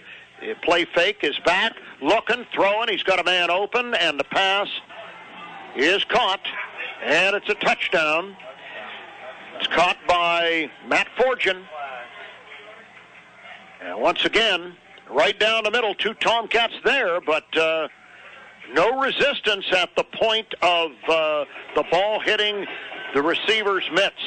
and he made the catch, fell into the end zone, and broke the tie. It is now 20-14 CMU. And they're having to bring a reinforcement in. Apparently, whoever was to replace McDonald on the extra point, the injured CMU guard, was not on the field. So finally they get it right, and Gabe Renna is in to try the extra point. Nickel is the holder. It's raining again here in Pittsburgh. The kick is up. The kick is good. Timeout on the field. Carnegie Mellon 21, Thiel 14 on 790 WPIC. Thiel College would like to thank the following businesses for being generous supporters of Tomcats football and Thiel College athletics. First National Bank, the home for all of your financial solutions, from banking to investments to insurance. Call the Greenville branch of First National Bank at 724-588-6770. St. Paul's, a continuing care community providing a caring tradition since 1867. Visit St. Paul's online at lifeatstpauls.org. Thiel College is proud to include these fine local businesses among its list of partners. For more details about Thiel College, log on to thiel.edu. I'm Dan Bloom, head coach of the Tomcats, and you're listening to Thiel Football on News Talk 790 WPIC. Matt Forgin's 20-yard touchdown pass and the extra point good, and the kickoff is picked up by Thiel at the 20, and falling on it is Jaquan Hicks. Right at that spot, he came up trying to make a running catch near the sidelines and muffed it just a little bit, but had plenty of time to fall on it before the cavalry arrived. So, 1st and 10 Thiel on the 20-yard line, Don. Still see a lot of skipping this Tomcat step as they come out right to the line of scrimmage. There doesn't look like they got their heads down or anything, so this Tomcat offense probably feels that they can play with these guys now after a quarter and a little bit. Ryan Radke is in the gun. Nick Barca is to his left with 3 wides to the right on 1st and 10. He's going to roll to the left. He's going to follow Barca. He's going to get to the corner, gets a decent block, and gets 5 or 6 yards up to, well, they're going to put it down at the 27-yard line, so that's 7, and that's winning on first down. Winning on first down. I was just going to say that. That's what they have to do. All right, 12:25 remaining in the first half. Reminder, stay tuned at halftime. We will have a special guest from the Thiel coaching staff. Running back Brian Radakovich will join us at halftime. Radke in the gun on 2nd and 4. Gives straight ahead to Barca, and Barca gets some resistance up at about the 29. He's going to get a couple yards, setting up 3rd and 1, a very makeable situation. Yeah, it started out with a pretty good push that time, but got taken back just once he got the forward progress up to the 29, going to set up 3rd and 1. Good thing that people in attendance today brought their bumper chutes, because it's a bumper shoot Saturday. It's not a big rain crowd in, either. rain out. No, the crowd is not large. All right, the Cats need a yard, and Radke is in the gun with Barca beside him at the 29-yard line. Radke is going to give it to Barca, and he got that second surge to get the first down to the 31. For a moment, Don, I thought they'd stopped him for no gain. They had him back. They had him lined up a little bit, but nice job that time keeping his legs moving, keeping charging forward. Fortunately, that's why winning on first down is so important. You know, he needed a yard and picked it up with maybe a half a yard to spare. Nick Barca having a good day here for Thiel. 1st and 10 Thiel on their own 31, trailing 21-14. Radke with 3 wides, going to play fake. He's going to keep it.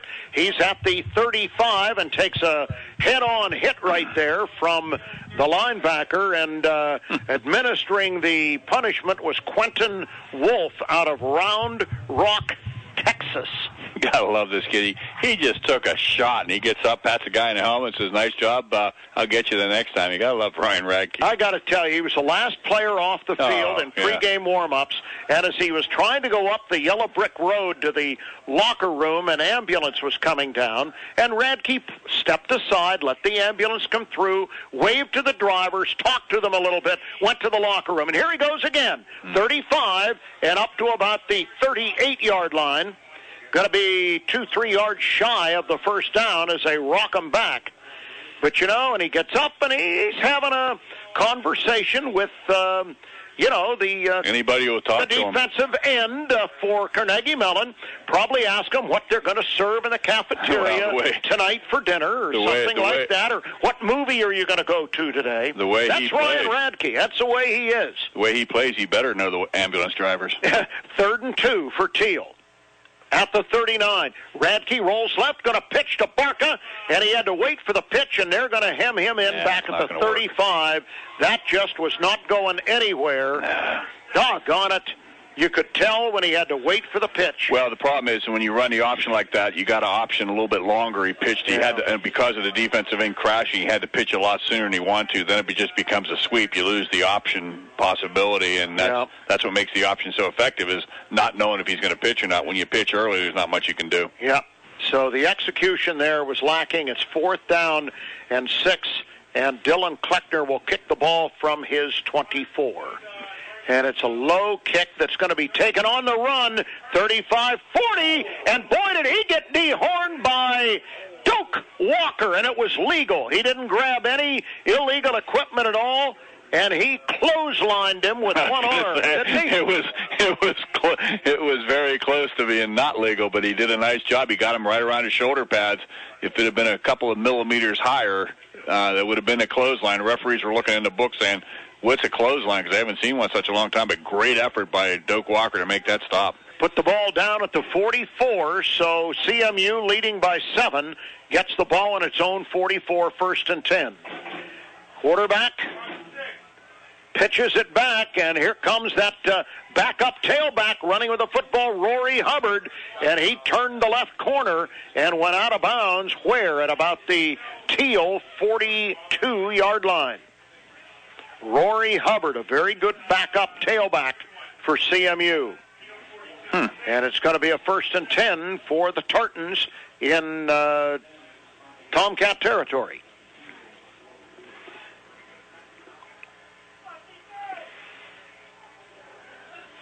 Alex Klein in the gun.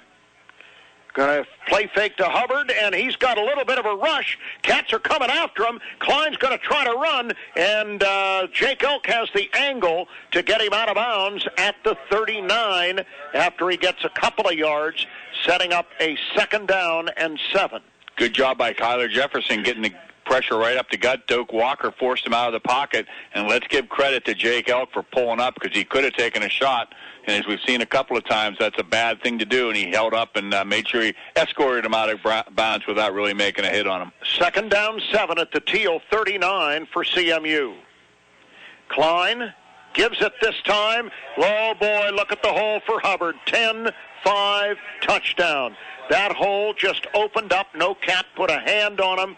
And again, Dawn, one of those touchdowns that was way too easy. 39 yards. 39-yard. They opened up the hole like you wouldn't believe. And it's a 2-touchdown ball game now in favor of CMU. Gabe Renna will come in and try to tack on point number 28 at the 8-minute mark of the 2nd period.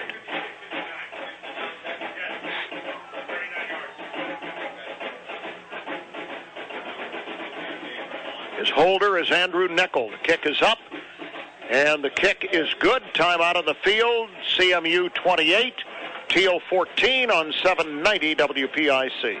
It's 3 scares in 1. Hell's Hollow Haunt in Mercer, PA. Experience the haunted hay wagon of horror, the frightening field of corn, and the bloody barn with 3 levels of terror. Beware the legend. Purchase a combo ticket for only $20 per person. Friday and Saturday nights through October 29th. Hell's Hollow Haunt, 340 Bestwick Road, Mercer, PA. Money-saving coupons online at hellshollowhaunt.com. I'm Brian Radikovich, running backs coach at Thiel College. You're listening to the home of Thiel Tomcat football, News Talk 790 WPIC.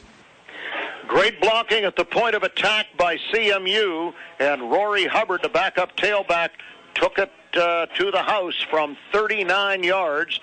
Renna's kick makes it 28-14 CMU, and here comes the kick that is taken by Jaquan Hicks, and somebody's riding his back for a tackle at the 30-yard line and brings him down.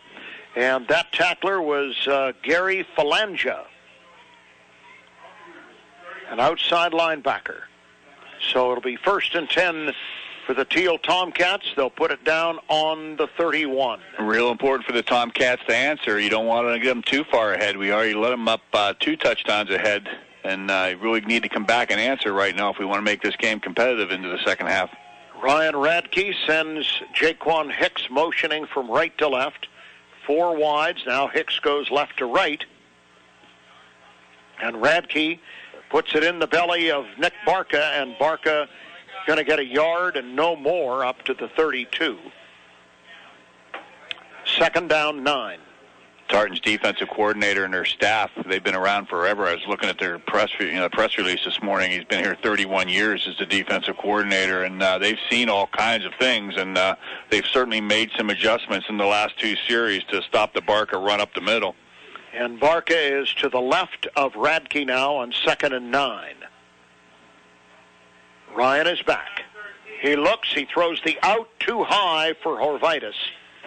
Good coverage out there by the cornerback on the near side. That was Quentin Wolf, actually the outside linebacker. And he tried to put it in away from Wolf's fingertips, but it was too high. 3rd down and 9. This is what we're trying to stay away from. When you're setting up these 3rd and long, it gives CMU with their veteran defense a lot of options to come at you, and none of them are real good, so the Tomcats need to see if we can pick something up here. Radke on 3rd down and 9 sends Hicks in motion. And he's back. He gets outside pressure, throws for Hicks. Oh, he had it, and the hit jarred the football loose. Real good hit out there by Ethan Anderson, the cornerback from Peters Township High School in McMurray. And we see Hicks is still down. Hicks is down. He had to at least have the wind knocked out of him on that one. Yeah, he was ready to pull that ball in, Don, and he had it. Made a great catch. He had it. It just got taken down. So we'll take a timeout here as the injured player is attended to on 790 WPIC. It's 3 scares in 1. Hell's Hollow Haunt in Mercer, PA. Experience the haunted hay wagon of horror, the frightening field of corn, and the bloody barn with 3 levels of terror. Beware the legend. Purchase a combo ticket for only $20 per person. Friday and Saturday nights through October 29th. Hell's Hollow Haunt, 340 Bestwick Road, Mercer, PA. Money-saving coupons online at hellshollowhaunt.com. I'm Matt Arshenkoff, Special Teams Coordinator and Defensive Backs Coach. Follow the Thiel Tomcats right here on News Talk 790 WPIC. Well, fortunately, Jaquan Hicks just had the wind knocked out of him, and he jumped up spry as ever and ran to the sidelines. 4th down from the 32, and Dylan Kleckner will kick the football away, and it's a higher kick this time, going to be taken on a dive, and that was a risky proposition at their own 32, and making that diving reception of the punt was Gary Falanga, and he's, of course, down right there. So CMU gets the football back again, leading 28-14. Tomcats need to dial something up here on defense. We need to tighten up a little bit in the pass coverage and need to get some pressure up the front because he's got way too much time to throw. All right, quarterback Alex Klein is going to be in an empty set here with 3 wides. No, he isn't. He has Benger behind him. He's just little. Yeah, he's just short. Here is Klein back, throwing over the middle, pitch and catch. And the catch is made that time by Matt Forgin, who's been a busy man today, and he's across the 50 to the Thiel 48 for a 1st down. And, why run the ball? I mean, they know that this is like backyard football. They can pitch and catch all day because Thiel's given them room. Here's the give to Benger around the left side. He's at the 45 and run out of bounds at the 44 over by the Thiel bench.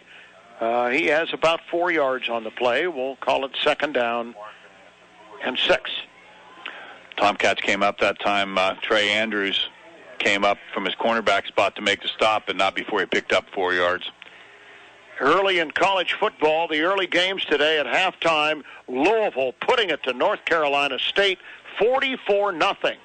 And in the third period, Wisconsin is leading Iowa 7-6.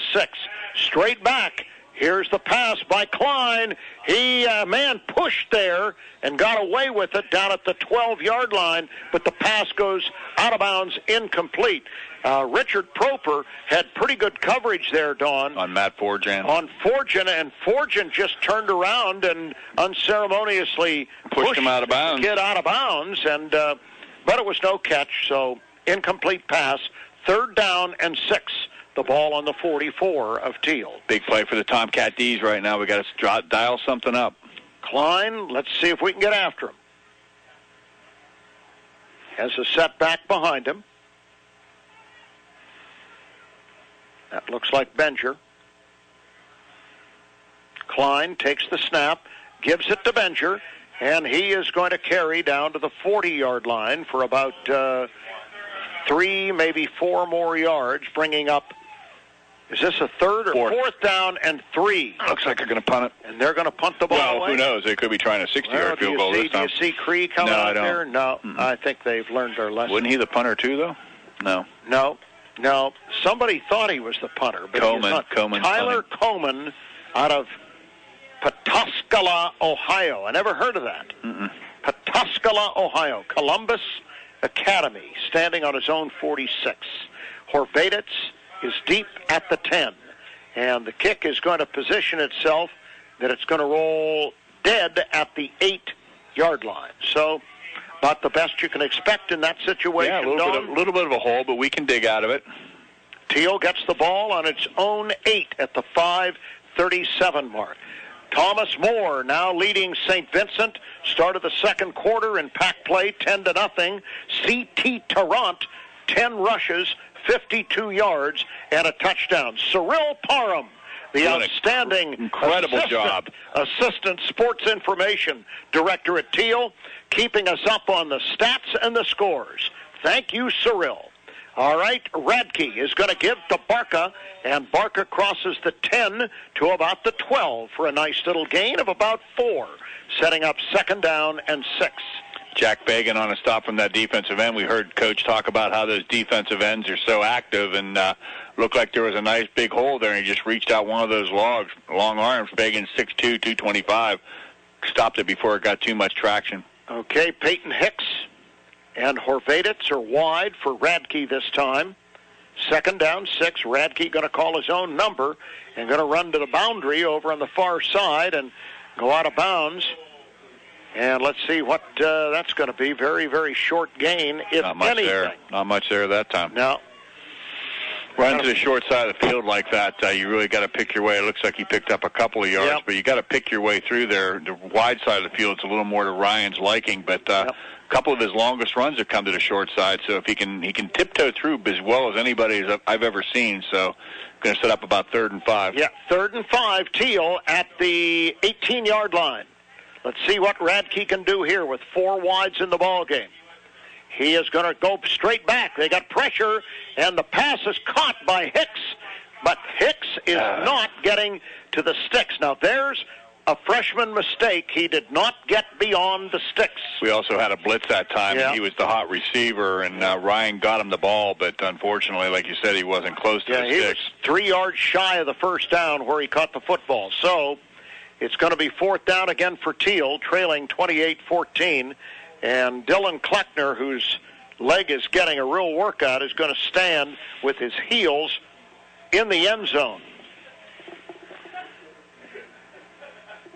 The kick is away, and it's a high kick coming to the 48, taken on the run by the return man, and he is stopped quickly by Thiel at about the Tomcat 41.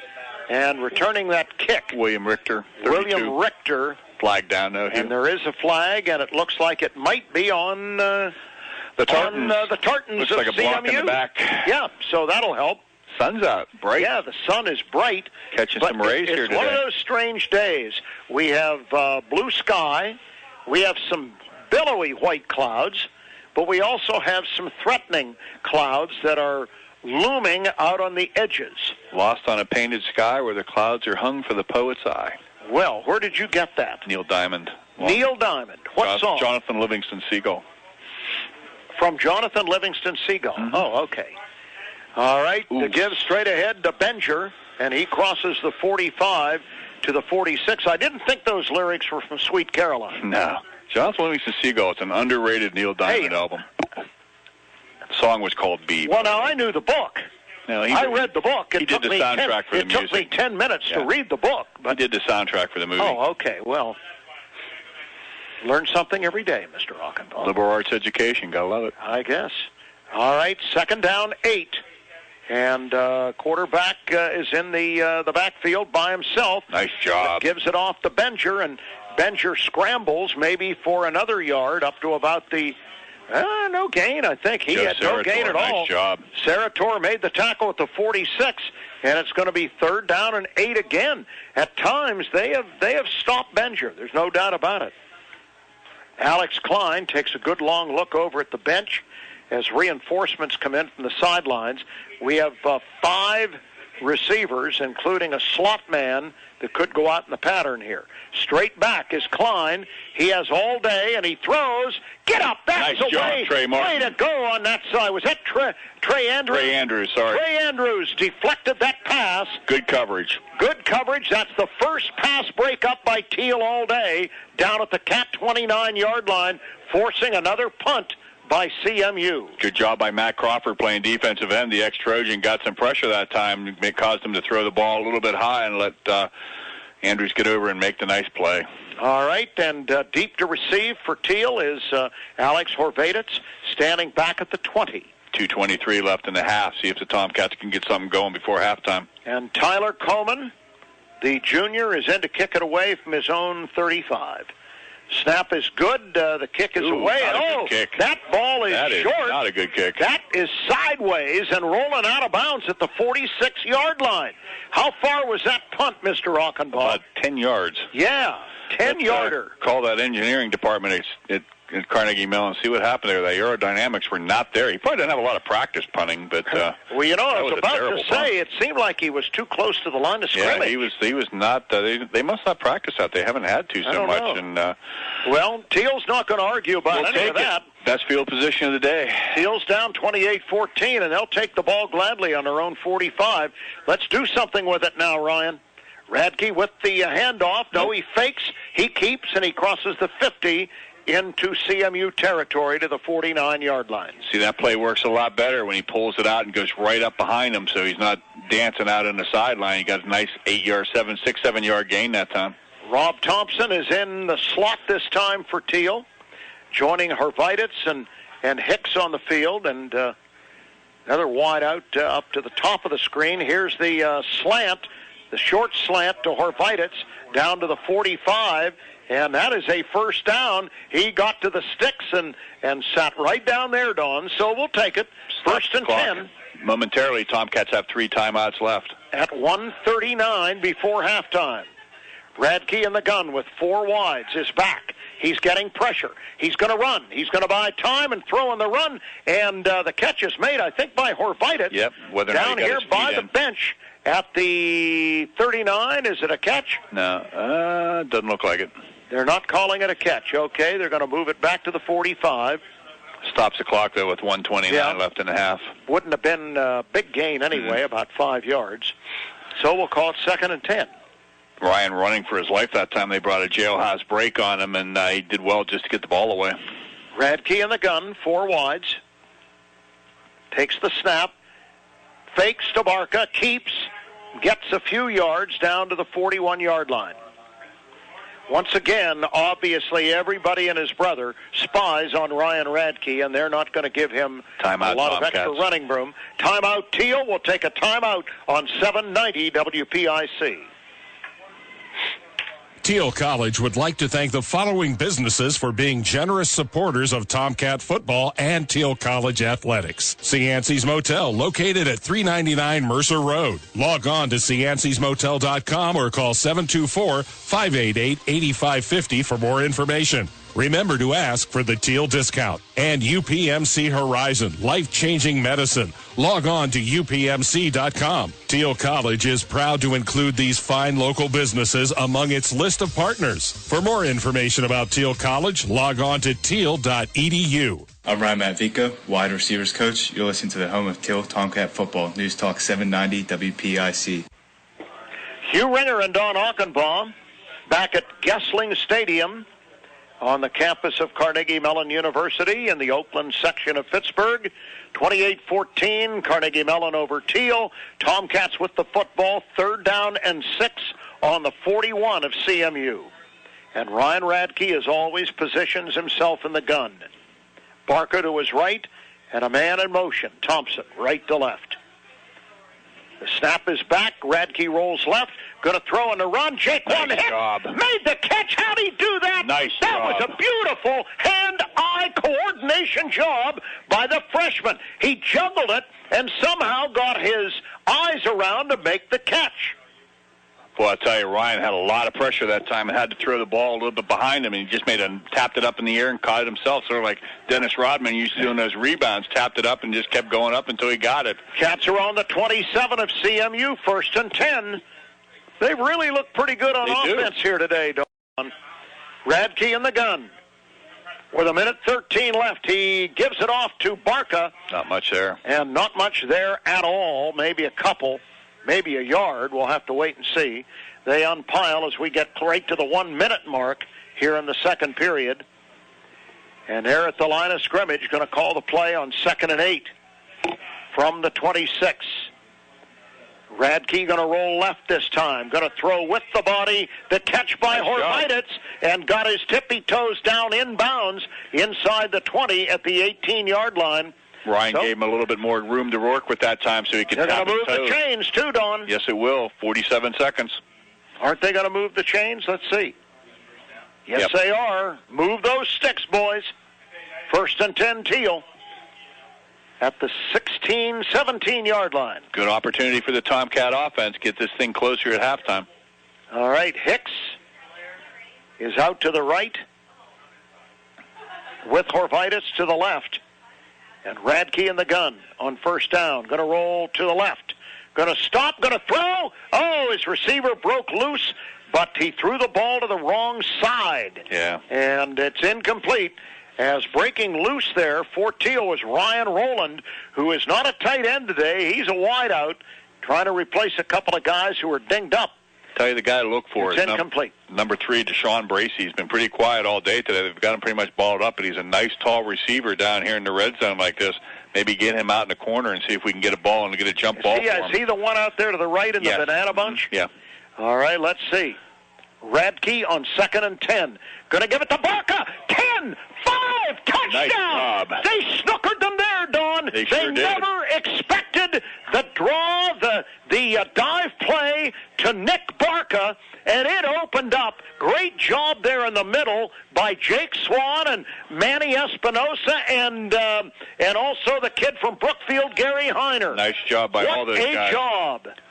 And Colin Peel is in to try to tack on point number 21 and pull the Cats within 7. We have a ball game, folks. The kick is up.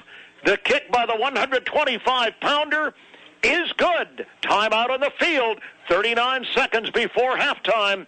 CMU 28, Thiel 21 on 790 WPIC. Looking for a special gift? Stop at the shop at O'Neill Coffee in West Middlesex or online at o'neillcoffee.com. They have a great assortment of gourmet coffee blends, flavored coffees, our O-Cups, special blend teas, hot cocoa, and more.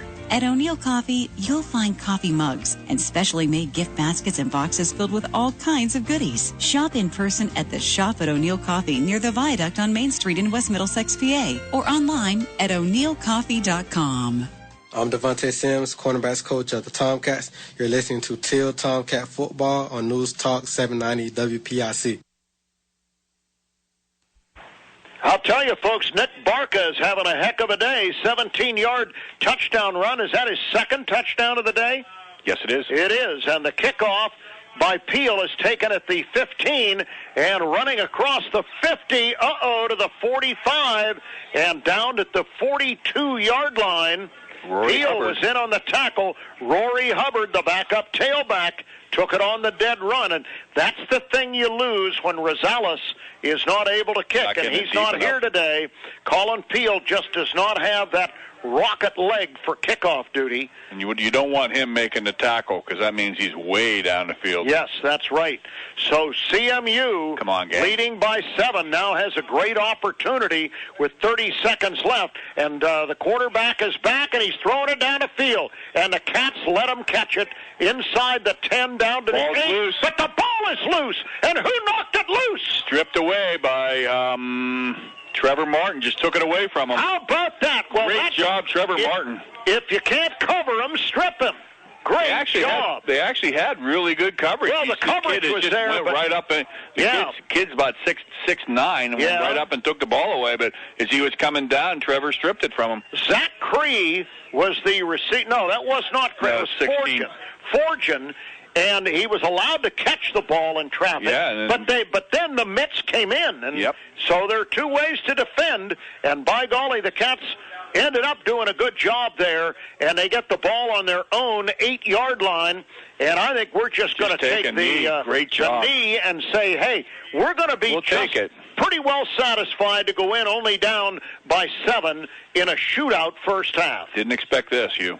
No. Now, are they going to snap it long? They're going to snap it to Ryan. Yeah, they'll snap it to Ryan, and he takes the knee. And a good job, Tomcats. The Cats are going to head to the locker room, only trailing by 7. After 2 periods, we have a football game here in Oakland, PA. It is Carnegie Mellon 28, Thiel 21. Stay tuned for our statistical rundown and a special halftime guest, running back Brian Radakovich of the Tomcats, here on News Talk 790 WPIC. On the go? No time to stop? That's when you'll love the Medicine Shop Pharmacy's drive-through window service in Hermitage and Greenville. Next time you have a prescription to get, or vitamins, medication, bandages, any kind of health need, simply call ahead, place your order, and we'll have it ready for you at our drive-through window. Prescriptions, health supplies, all ready for pickup at the Medicine Shop in Greenville and Hermitage. Our friendly drive-through window service keeps you right where you want to be, in the driver's seat. Thelma's Sports Nook presents the first annual Sharpsville Football Alumni and Friends Tailgate, Friday, October 21st at the Thelma's Party Complex. It all starts at 5 p.m. with pregame munchies and draft beer. Then you'll catch the shuttle to the Pines at 6:30 to see Sharpsville take on Sharon. After the game, enjoy a barbecue chicken dinner and draft beer at Thelma's Pavilion. Limited tickets are on sale now at Thelma's Sports Nook for just $20. A portion of the proceeds will benefit the Sharpsville Gridiron Club. Thiel College would like to thank the following businesses for being generous supporters of Tomcat football and Thiel College athletics. Greenville Orthopedic Association and Doctors John Scullin and Stuart Anderson, specializing in the treatment of sports medicine, total joint surgery, and arthroscopic surgery. Call 800-245-8100 to make an appointment. And Greenville Moose Family Center, Lodge number 276, fun and fellowship for everyone. Log on to lodge276.mooseunits.org. Thiel College is proud to include these fine local businesses among its list of partners. For more information about Thiel College, log on to thiel.edu.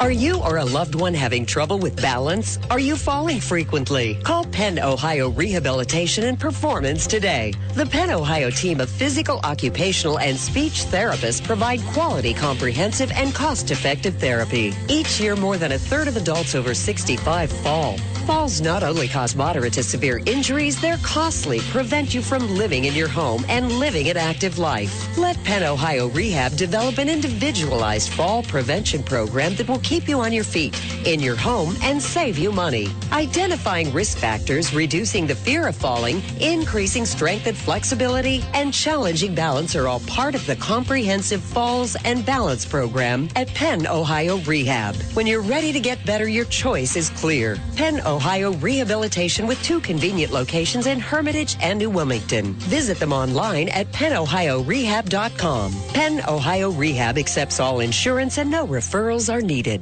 I'm Jeff Stevens, defensive line coach at Thiel College. You're listening to the home of Thiel Tomcat football. News Talk 790 WPIC. Welcome back to Gessling Stadium on the campus of Carnegie Mellon in the shadow of the University of Pittsburgh Cathedral of Learning. Carnegie Mellon going for history today. Head coach Rich Lackner going for his 200th win. The Tomcats are doing everything they can to keep that from happening. A very great offensive job by our Tomcats. They trail at halftime, 28-21. Don Achenbaugh and Hugh Ringer bringing it to you live on News Talk 790 WPIC. On the go? No time to stop? That's when you'll love the Medicine Shop Pharmacy's drive-through window service in Hermitage and Greenville. Next time you have a prescription to get, or vitamins, medication, bandages, any kind of health need, simply call ahead, place your order, and we'll have it ready for you at our drive-through window. Prescriptions, health supplies, all ready for pickup at the Medicine Shop in Greenville and Hermitage. Our friendly drive-through window service keeps you right where you want to be, in the driver's seat. Thiel College would like to thank the following businesses for being generous supporters of Tomcat football and Thiel College athletics. Anderson Coach and Travel, proud to be the transportation provider for the Thiel Tomcats. Call 1-800-345-3435 or log on to goanderson.com. And the ComDoc DocuCenter, located on the ground floor of Harder Hall on the Thiel College campus. The ComDoc DocuCenter is a full-service printer and open to the public. Call 724-589-2267 or log on to DocuCenter at thiel.edu. Thiel College is proud to include these fine local businesses among its list of partners. For more details on Thiel College, log on to thiel.edu. Thiel College would like to thank the following businesses for being generous supporters of Tomcat football and Thiel College athletics. Cianci's Motel, located at 399 Mercer Road. Log on to ciancysmotel.com or call 724-588-8550 for more information. Remember to ask for the Thiel discount. And UPMC Horizon, life-changing medicine. Log on to upmc.com. Thiel College is proud to include these fine local businesses among its list of partners. For more information about Thiel College, log on to thiel.edu. People you know, community people, people you know, community people. With GSB Mobile from Greenville Savings Bank, you're going places. Take us with you. Enjoy access to your Greenville Savings Bank accounts anytime, anywhere. Mobile banking, online banking, and e-statements. Manage your personal finances in a way that fits your on-the-go lifestyle. Greenville Savings Bank, your hometown financial institution since 1911. Member FDIC. Community people, you know. This is Daryl Satterfield, quarterback's coach. You're listening to the home of Thiel Tomcat football, News Talk 790 WPIC. We're at halftime of today's Thiel Carnegie Mellon game at Gessling Stadium in Pittsburgh. And as per usual on away contests, we like to introduce our fans to the new coaches on the new head coach's staff here at Thiel for 2016. And today our guest is running backs coach Brian Radakovich. And Brian, welcome to the broadcast. We've gotten to know you a little bit. You seem like a good guy who loves to coach football, and you've been around football all your life from a football family. How about telling our listeners where you came from, where you played, and what got you to this point? All right. Well, I'm from Pittsburgh originally. I played at West Mifflin High School for the Pittsburgh people. It's right where Kennywood is. Went to Slippery Rock University, messed up my knees a little bit in high school, so I didn't play there. I was a student assistant there basically my entire time there, which was a great experience. Won a couple PSAC championships and things like that. Then last year I went back to the high school ranks. I coached at Elizabeth Forward High School, which is actually one of my original high school's rivals. A guy I played for in high school got a job at Elizabeth Forward and brought me on there to kind of help me get my start with coaching. And then, in March, saw the opening here at Thiel, and thankfully Coach Bloom gave me the opportunity to come up here and get into the college ranks. Now, Brian, when you played in high school, what was your position? I was a center my senior year. I played all through the offensive line. I played a little bit of tackle, a little bit of guard through my 4 years. So basically just all offensive line, but I was best at centers where I got most of my playing time. Mm-hmm. Well, they often say that old offensive linemen know more about football than anybody else on a football team, and maybe that's why you're coaching a different position now at Thiel, running back. It certainly helps knowing the offensive line a little bit, knowing how they're going to block and how to set up the blocks, and when I play as an offensive lineman, what we wanted from our backs. So it's nice to be able to give them that little bit of insight, as opposed to, if I played another position, it's nice to show them exactly how the blocking schemes work, because I understand it a little bit more. And I think it's helped the backs. I think they understand a little bit more about what the offensive line is thinking, and it's helped us a lot, I think. Now, I'm going to ask you this question because I asked Tim Heffernan this question a couple of weeks ago. He's the run game coordinator. Mm-hmm. You're the running backs coach. Mm-hmm. Now, I'm wondering how that becomes two positions. Basically, on Mondays, Coach Heff and I get together. We put together the run game plan. Obviously he's the offensive line coach, which is, in my eyes, the most important coach on the field other than the head coach. So he draws up the schemes, and we talk about how we want the backs to hit it. And, my background in offensive line certainly helps a little bit to give a little bit of input on blocking schemes and things like that. So him and I work closely together basically all week. Monday is, like I said, our big day for game planning, and it's been great working with him, learning a lot, specifically about offensive line play, and we kind of talk about how we want the running backs to hit it and read it and everything like that. So him and I work very, very closely together. Brian Radakovich, I certainly would be remiss if I did not ask you about your football family, and I want to do that when we return. This is Hugh Ringer here at halftime of the Thiel Carnegie Mellon game. Stay tuned as we continue to talk with Brian after we take this break on News Talk 790 WPIC. Thiel College would like to thank the following businesses for being generous supporters of Tomcat football and Thiel College athletics: Greenville Orthopedic Association and Doctors John Scullin and Stuart Anderson, specializing in the treatment of sports medicine, total joint surgery, and arthroscopic surgery. Call 800-245-8100 to make an appointment. And Greenville Moose Family Center, Lodge number 276, fun and fellowship for everyone. Log on to lodge276.mooseunits.org.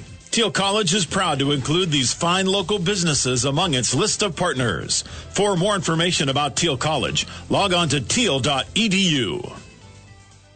Thiel College would like to thank the following businesses for being generous sponsors of Tomcat football and Thiel College athletics. TDA, Venn Design Architecture, proud to provide architectural and design services for Thiel College. Log on to vendesign.com. And McElhinney Brothers, Inc., general contractors, providing premier residential and commercial remodeling in Grove City, Hermitage, and Greenville. Call 724-638-7056. To discuss custom renovations. Thiel College is proud to include these fine local businesses among its list of partners. For more details about Thiel College, log on to thiel.edu.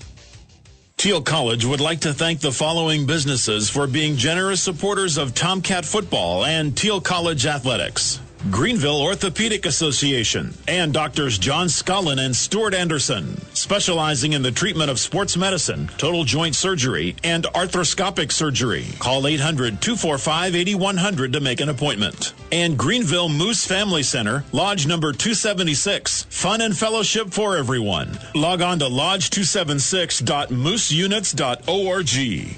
Thiel College is proud to include these fine local businesses among its list of partners. For more information about Thiel College, log on to thiel.edu. Thiel College would like to thank the following businesses for being generous supporters of Tomcat football and Thiel College athletics: Cianci's Motel, located at 399 Mercer Road. Log on to ciancysmotel.com or call 724-588-8550 for more information. Remember to ask for the Thiel discount. And UPMC Horizon, life-changing medicine. Log on to upmc.com. Thiel College is proud to include these fine local businesses among its list of partners. For more information about Thiel College, log on to thiel.edu. I'm Dan Bloom, head coach of the Tomcats, and you're listening to Thiel Football on News Talk 790 WPIC. We're back at halftime of the Thiel CMU game in Pittsburgh with Brian Radakovich, the first-year running backs coach of the Tomcats. And Brian, a lot of older football fans would hear your last name and say, wait a minute, I've heard that name before. Tell our listeners where maybe they've heard that name before. Yeah, my grandpa's cousin, who I've met more than a few times through family functions and stuff, Dan Radakovich, better known as Bad Rad. He coached for the Steelers back in the 70s. He was Chuck Noll's defensive line coach. So he really helped form the Steel Curtain and things like that. Then he was an offensive line coach for him. He was there with them for Super Bowls 9 and 10, which when I was little, he let me wear his rings, which is kind of what made me want to get into coaching, which was awesome. And then in Super Bowl 14, when they played the Rams, he was with the Rams as their offensive line coach, helping a lot with their run game coordinator. So it's great. It's funny to me at how many stories I've heard about him. I never thought, an offensive line coach isn't the head coach in a lot of time, especially back then without social media and everything like that. Everybody has a story about him somehow. So a lot of times when people hear my last name and ask if I'm related, I'm always proud to say yes, especially because he was successful. He's got the Super Bowl rings. He helped start a good program at Robert Morris and things like that. So it's nice to have the last name, but there's a little bit of pressure to live up to it as well, which I like. Now, do you know why they called him Bad Rad? I assume bad meant good with the offensive lineman. He probably pushed the daylights out of them. Yeah, absolutely. From every story I've heard has some kind of level of intensity. And even as recently as last February at one of the coaching clinics, he was there, and he's intense. And, I've heard at clinics back in the day when he would speak that, if you sat too close to the stage, he's going to pull you up and he's going to push you around a little bit. So, yeah, Bad is definitely good as an offensive line coach. Definitely intense. He got after the guys, which I'm sure helped. It's about attitude at that position, especially whether it be offensive or defensive line. So, judging by the stories I've heard, there's a lot of bad, but it's a lot of good. And he coached some amazing offensive linemen in his times with the Steelers, John Kolb, Sam Davis, Bruce Van Dyke, Mike Webster, Larry Brown. I mean, the list goes on and on. You probably heard some stories about these guys and how conditioned they were and how they set the standard for weight training in the National Football League, and I'm sure Bad Rad had a lot to do with that. Yeah, absolutely. Again, at that position, it's about attitude, it's about strength. And that was back before the days of full-time strength coaches and things like that, and I think part of the reason they were so dominant back then was that they bought into weight training, and it's something I believe in big time. That's why they were able to push people around for the better part of 10 years. They were just stronger than everybody. So, yeah, they definitely focused on that a lot, and it just comes down, with him pushing them in the hard work. That's what led to, their just absolute dominance over those years. And now weight training is a staple of football. There's no doubt about that. Now, I think we need to call you Good Rad. In fact, I've been calling you that throughout the year. Has it stuck at all? Not that I've heard. Of course, somebody probably need to be about from my vintage to know what I'm referring to. Yeah. Well, I hope to someday be Bad Rad. You can ask some of my players. I got Good Rad days and Bad Rad days. To me, it's even at the running back position. I take an offensive lineman's mentality toward it, with being a tough guy and running hard and being strong and having that attitude about you. So yeah, I got a lot to live up to before people start calling me Bad Rad like the real one. Coach Bloom says it every once in a while, and I kind of pump the brakes, like, I haven't earned that quite yet. But definitely hoping to get there sooner or later. Well, it's great to have you on the Thiel staff, Good Rad, and hopefully you'll be here for quite some time under this new regime. Brian Radakovich, the running backs coach for the Thiel Tomcats, has been our guest. Best of luck rest of the season. You got some good young backs that have had some rough sledding lately against some good football teams, but they're young, and you look forward to having them around for a while, don't you? Yeah, absolutely. It's definitely a position of depth for us. They're all young, and there's been a little bit of adversity lately, but, we've worked with them. To me, it's not always about coaching them how to make this cut or that cut. It's about dealing with, sometimes having rough sledding down in there, getting tough, getting your nose down, getting us 4 or 5 yards, and they all have the ability to do it. They're just young. We work with them every day. We do certain little things and to keep it fresh for them. And, they're all young, and they got a lot of room to develop, and that's what we're looking forward to. It's definitely a good position for the future for us. Absolutely. Brian Radakovich, thanks again, and we'll be back with the start of the third quarter. It's Thiel and CMU on News Talk 790 WPIC. Thiel College would like to thank the following businesses for being generous supporters of Tomcats football and Thiel College athletics. First National Bank, the home for all of your financial solutions, from banking to investments to insurance. Call the Greenville branch of First National Bank at 724-588-6770. St. Paul's, a continuing care community providing a caring tradition since 1867. Visit St. Paul's online at lifeatstpauls.org. Thiel College is proud to include these fine local businesses among its list of partners. For more details about Thiel College, log on to thiel.edu. Thiel College would like to thank the following businesses for being generous supporters of Tomcat football and Thiel College athletics. Anderson Coach and Travel, proud to be the transportation provider for the Thiel Tomcats. Call 1-800-345-3435 or log on to goanderson.com. And the ComDoc DocuCenter, located on the ground floor of Harder Hall on the Thiel College campus. The ComDoc DocuCenter is a full-service printer and open to the public.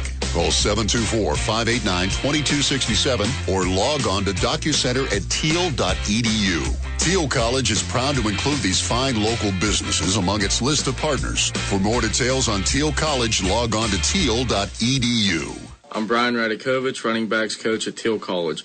You're listening to the home of Thiel Tomcat football, News Talk 790 WPIC. On the campus of Carnegie Mellon University at halftime, where the Thiel Tomcats are trailing CMU by a score of 28-21. Again, our thanks to Brian Radakovich for joining us at halftime, an engaging young man and a real good addition to the Thiel Tomcats staff, Don Aukenbaugh. Sure is. You have a stat sheet in hand. I do. From the first half, and there's some very interesting stats for the Tomcats therein. The reigning PAC Offensive Player of the Year, Sam Benger, we thought it would be his show, and he has 50 or 76 yards rushing and 2 touchdowns, but we'll match that with our Nick Barca, who has 81 yards rushing and 2 touchdowns. So we'll see his 2 touchdowns and raise him 1 more. And Tomcats and the Tartans are dead even rushing, 24 carries, 151 yards each. Where the Tartans get a little bit of a rush is they got 183 yards passing, which you alluded to in the first half is something that hopefully we can make some adjustments to and shut down. Tomcats are only at 70 yards passing. Ryan's at 6 of 16 for 70 yards. Barca has 81 yards rushing. Ryan has 74 yards rushing. Yeah, looking at everything else, it's pretty much the way we stood. It's just a very good football game. The Tomcats are hanging in there, hanging tough, and I think if we can just keep hanging around, maybe catch a break or two, we got to find a way to stop Rory Hubbard. He's got 5 carries for 61 yards. He's also got 2 receptions for 28 yards. Got 2 kickoff returns for 58 yards, so he's probably been the big gun for the Tartans today. And, as you go over those stats, Don Aukenbaugh, one thing that strikes me is there is a name that is glaringly absent in the receiving department, and his name is Jaquan, let me get it right. Deshaun Bracey. Yeah, Jaquan Hicks has had a good first half, but Bracey has not caught a pass yet. That could be a difference in this half if they can get it to the guy who is clearly their big play receiver. And Carnegie's got a veteran coaching staff, and they've watched a lot of tape, and I'm sure they've seen that he's such a formidable adversary. I think they're probably doing everything they can to take him away, which is why Hicks has had 3 catches for 42 yards and Horvitis has 3 catches for 28. But I think in order for the Tomcats to win, we got to get Bracey out on the edge and get him free like we did last week for a big play so we can loosen things up for the running game. Absolutely. If the Cats can stiffen up the defense, they have an opportunity to steal one here today. I think so, too. As far as I'm concerned, because offensively, they've shown that they can move the ball. Now, Rich Lackner hasn't been coaching for 30 years for nothing, Don, and he'll probably have some things figured out and try some new wrinkles in the second half. Thiel just getting out on the field here, and I think the officials are saying, let's go, guys. We got to have the kick unit back out there on the field right now, so here they come. And Colin Peel, who's had a pretty good afternoon filling in for Chris Rosales as the place kicker for Thiel, has the ball teed up. And we're about ready to go here in the start of the second half, and we're glad you're with us. Rory Hubbard and William Richter are deep. Onside kick try by Thiel, and it didn't go 10 yards and rolled out of bounds. Went 9 3/4. Oh, boy. So it's going to be on the Thiel side of the football field at the 44-yard line. So Coach Bloom came out with a trickeration, and unfortunately it just didn't work. So great field position here for CMU. And now can the Thiel defense step up and not let this team increase their margin? What are they doing? Taking a 5-yard penalty because it didn't go 10 yards? No, because it went out of bounds. Yeah, okay. It didn't go 10 yards, so they get the ball, but it went out of bounds, so that's an illegal procedure. And they're going to get it now at the Thiel 39-yard line. So a little bit worse. Let's dig in, defense. Alex Klein down the middle. He's got his receiver at the 25. The Cats are all around him. Martin was in coverage, but the catch is made and the chains move, and they're going to give him forward progress on to the 22-yard line. Forjan, the receiver again. He's had a big day, and the rain has started again, Hugh. Yes, it has, and it's coming down in a sheet here with the wind. Quarterback Alex Klein, the sophomore, at the controls. Benger is beside him, the running back, and he gets the football, and he's at the 20 and is upended nicely on a picture tackle by a Thiel player who paid for it. Richard Proper is getting up. His shoulder is causing him some trouble. Boy, when you hit a hard-charging back like Benger with your shoulder, it's textbook tackling, but sometimes you pay. So he is off on the side and bent over. Gain of 2, 2nd and 8 for Benger. Just underway, second half. Thiel leading CMU CMU leading Thiel 28-21, and the aborted onside kick has given CMU the ball on the Thiel 18. Quarterback Alex Klein has 3 wide receivers. He is straight back. He has all day. He's going to throw for the end zone. Diving attempt is no good in the end zone, and diving to make that catch was John Prather.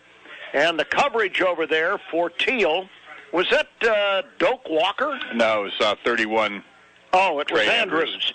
Walker was back there. But, yeah, he was dropping back, but just didn't get there in time. But it was Andrews. So it's 3rd down and 8. Now the Cats need to hold them here if they possibly can, and hold them to what would probably be a Gabe Renna field goal try from this point. Be a huge stop if the Cats can do it now. Yes, it would. Klein in the gun, in the rain, which has let up a little bit now. He is going to fake. He's back. He dances. He's got a wide receiver open down at the 7, and it's caught, and Andrews takes him out of bounds. He ran a down and an out, and he made that catch. And the receiver was Fortune, I believe. Prather, number 1. Prather was Prather, okay. Yeah. Prather made the catch, and it's 1st and goal. They put it down on the Thiel 5-yard line. Boy, that's a tough one. He was wide open. And the other thing is he was wide open in part because Thiel just can't get a pass rush. They've just been unable to penetrate that big offensive line all day for a pass rush. All right. Klein gives straight ahead to Benger, and he's into the end zone for a 5-yard touchdown. So just like that, taking advantage of the mistake, CMU scores. 5-yard run by their outstanding running back, Sam Benger. It's 34-21 now in favor of CMU with the extra point coming. Nickel is the holder.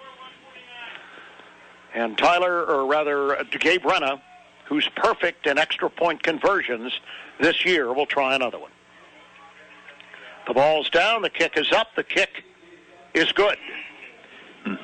35-21, CMU over Thiel on 790 WPIC. Thiel College would like to thank the following businesses for being generous sponsors of Tomcat Football and Thiel College Athletics. TDA, Venn Design Architecture, proud to provide architectural and design services for Thiel College. Log on to thendesign.com. And McElhinney Brothers, Inc., general contractors, providing premier residential and commercial remodeling in Grove City, Hermitage, and Greenville. Call 724-638-7056 to discuss custom renovations. Thiel College is proud to include these fine local businesses among its list of partners. For more details about Thiel College, log on to thiel.edu.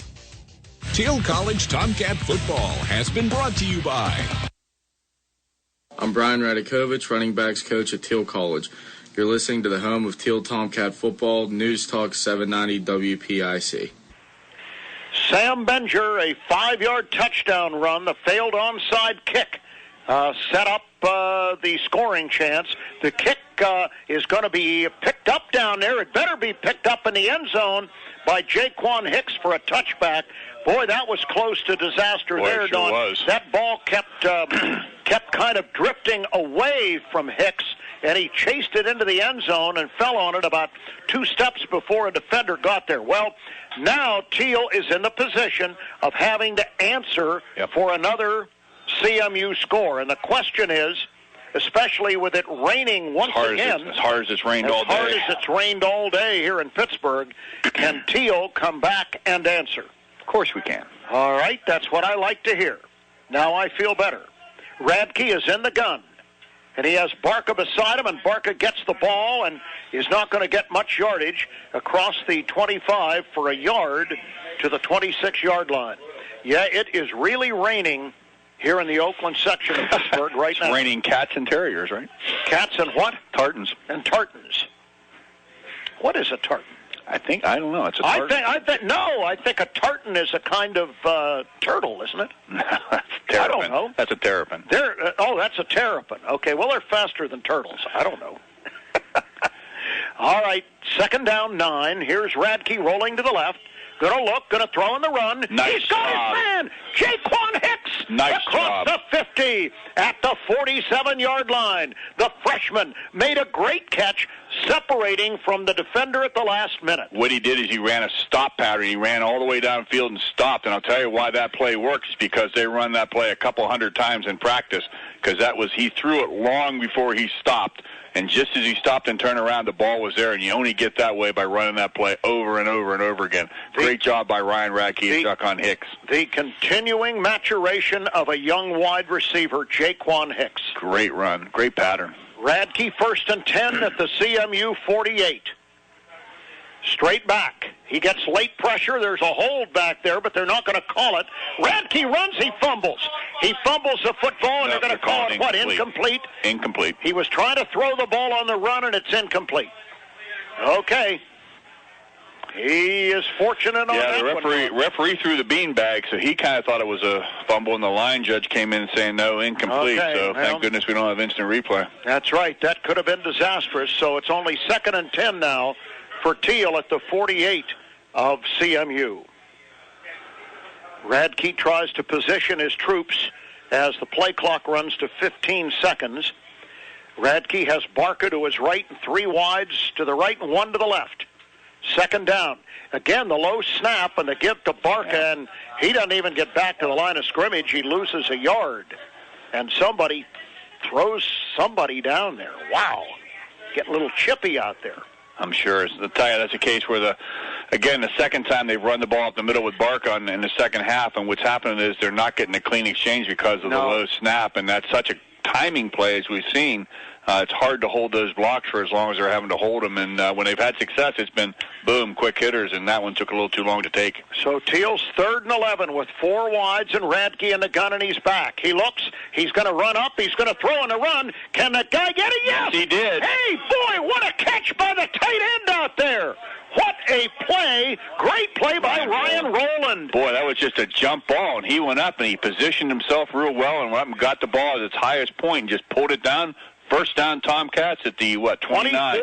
24-yard line of CMU. Another big third down conversion. Nice job there by Ryan Rowland that time. And here comes into the game the guy we talked about for Thiel, Deshaun Bracey. Be a perfect time for a fade pattern. Let's go to Mr. Bracey now and show him what it's like. In the gun is Radke with 4 wides from the 24. He's back. He gets pressure from the outside. He's going to Bracey. Bracey pushes off. Bracey did not make the catch. It was underthrown.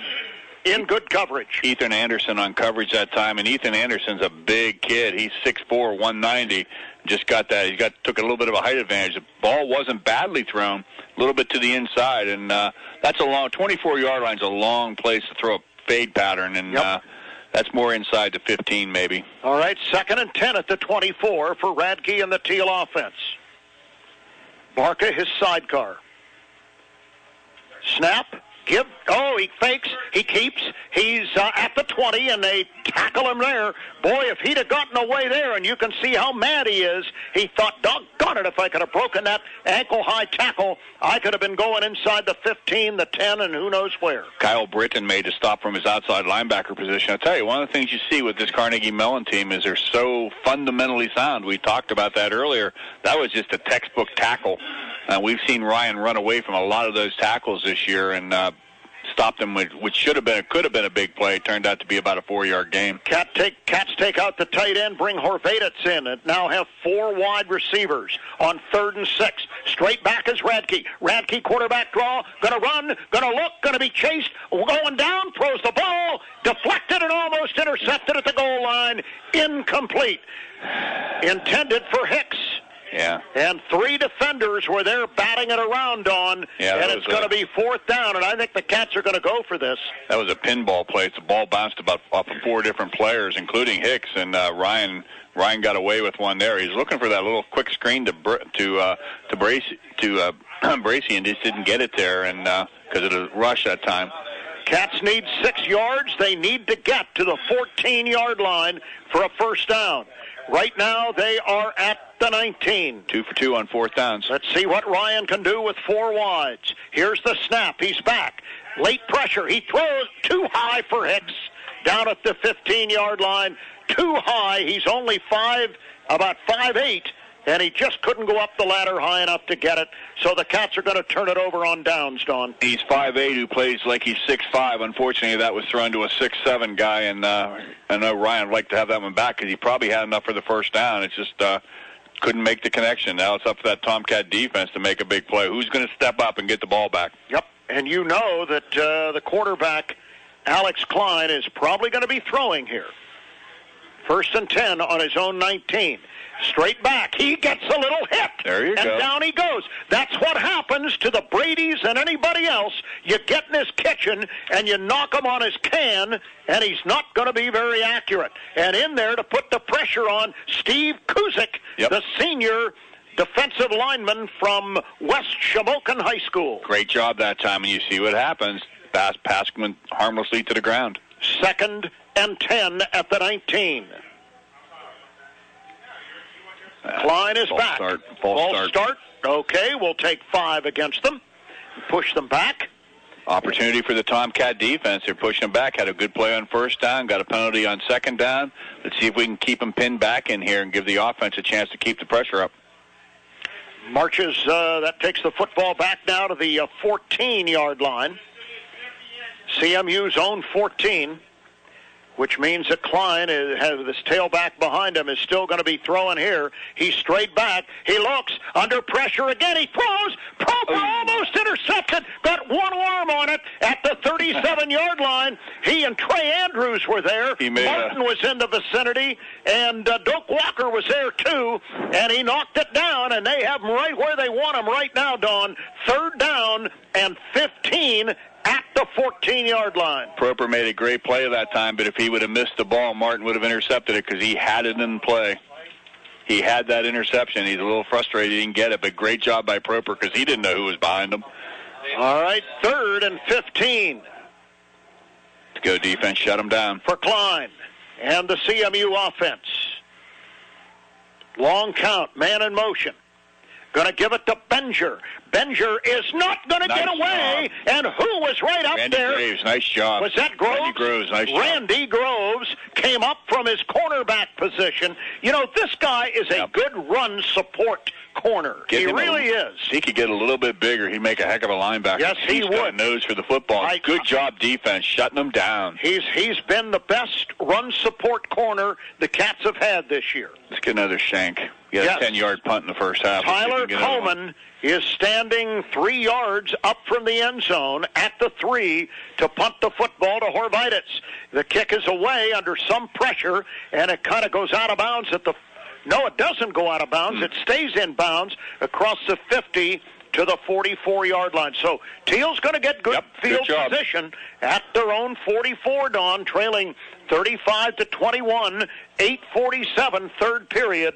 But I'll tell you, this is a good football game and a pretty good performance by the Thiel Tomcats today. Great job by the defense. You see them going off the field, slapping each other in the back, getting excited. That's what you want to see. You got to love these young kids getting excited. Well, you know, Dan Bloom said in a pregame show, he said, Hugh, we want to win ball games, of course. That's our priority, but we want to get better every week. And I'm seeing it today. And here comes Barca hitting... sternly across the 45 to the 47-yard line, and that's a gain of 3. We'll take it 2nd and 7. Nose tackle Jacob Bartel on the stop for CMU rather unceremoniously dumped him on the ground after about a 3-yard gain. But Barca doesn't mind the contact. No. Oh, he goes after it. He's a little guy, about 5'8". They list him at 185. I think that's with all his equipment on and probably back in August. Maybe 5 quarters in his pocket. All right, 2nd down, 7. The snap, the give, the fake. Radke, 50, 45, 40, down at the 39 of CMU. Here we go. Ryan and the offense rolling again, putting the pressure on Carnegie Mellon. Don't put that 200 win in the win column yet, guys. Here come the Tomcats. They say his knee went down on the 40, but the Cats are in Tartan territory here. Sun out now, the blue sky showing. What a crazy day. It is a crazy day. It has not gotten any warmer, but it's a typical late fall day, or late October day, let's put it that way. Snap to Radke, a little low, gets it, throws the out, and Horvitz. Was that Horvitz? No, it was Ryan Rowland again, who's had a very active role in this offense and an effective day, made the catch, kept himself in bounds, picked up a couple more yards to the 33. And the Cats continue to move this football. You know, we might say that when we're evaluating quality of opposition, too, might be on the way to the best offensive performance by the Thiel offense in 2016. Absolutely. Snap to Radke, give it to Barca. Barca has too much traffic to get away, and he didn't get anything on the play. It's going to be 3rd down and about 3 for Thiel. Again. And they are in 2-down territory. And again, we see Jack Fagan just made a nice play. It's just a big defensive end. We heard him talking about it in the pregame, and this kid is everything is advertised. And sets up another 3rd and about 3, and let's see if we can get Ryan out on the edge and maybe do that pass-throw option and see if he can put some pressure on this Tartan defense. Horvitz to the left, Rowland to the right, and you have 2 smaller ones in the slot. One of them is Hicks. Here's the snap, and Radke's going to keep after a play fake, and he's going nowhere. And they're all ready for Ryan now. They stop him for no gain. It's going to be 4th and 3. So, Cats are going to line up and try to get this conversion on 4th down. And let's see what they have in mind. I don't think it'll be a quarterback keep. Well, if it is, it's not going to be up the middle. It's going to have to be out on the edge where he can get some room. And John Green is now in the backfield with Radke, the freshman from West Mifflin. Radke in the gun with 4 wides. Big play for Thiel. Ryan motions that somebody is moving. Play clock to 5. Takes the snap. Going to throw the pass, and it's too far. Oh, gosh. Thompson was open at the 17, and the pass was too wide to the sideline on the far side, and Thiel does not convert this 4th down. They'll turn it over on downs, Don. Yeah, wasted an opportunity. Great job by the defense on the last series. Didn't make anything capitalized, but you know what? CMU made some adjustments at halftime too, so you can't expect them to roll over and let what happens. So the Tomcats, it's a chess match, and we'll see if the Tomcat defense can get the ball back. Have some out-of-town scores we'll pass on to you after this first down play. Quarterback Alex Klein back in, and he gives it to Benger. And Benger follows his big offensive line across the 35 up to the 37. He gets 4 on the play, 2nd and 6. Out-of-town scores, 12:02 third period, Thomas More. The Saints putting it on St. Vincent, 31-0. And with 14:08 left in the ball game, in New Wilmington, Westminster in a tight one, leading W&J 13-10, Don. Yeah, it's good Westminster team. Alex Klein back, going to throw. It's complete across the 45 and out to the 50-yard line. Just haven't had an answer for that down and out. It's just Tomcats secondary is just playing so far off the ball that all they got to do is run that little 6-7 yard out, and the ball's right there. Good quarterback, good receivers. Garrett Strobel, the recipient of that pass from Alex Klein. So it's 1st and 10 at the 48. Klein in the gun. Going to give it to Benger. Benger has a hole. Benger gets away to the second level across the 45 down to the 42-yard line. And we have another player for CMU who is down on the turf and trying to get up. No timeout has been called, so we'll keep it here. Looking at his ankle, the medical staff going to take care of him. And we will take a 30-second break on 790 WPIC. Thiel College would like to thank the following businesses for being generous supporters of Tomcat football and Thiel College athletics. Cianci's Motel, located at 399 Mercer Road. Log on to ciancysmotel.com or call 724-588-8550 for more information. Remember to ask for the Thiel discount. And UPMC Horizon, life-changing medicine. Log on to upmc.com. Thiel College is proud to include these fine local businesses among its list of partners. For more information about Thiel College, log on to thiel.edu. I'm Matt Arshenkoff, Special Teams Coordinator and Defensive Backs Coach. Follow the Thiel Tomcats right here on News Talk 790 WPIC. Bello. Halfback Frank Bello, the injured player, being helped off. He's pretty much on his own 2 feet here. Have you ever seen a season where you've seen so many ankle injuries? I don't know if it's what it is, but at every level, D3 all the way through to the pros.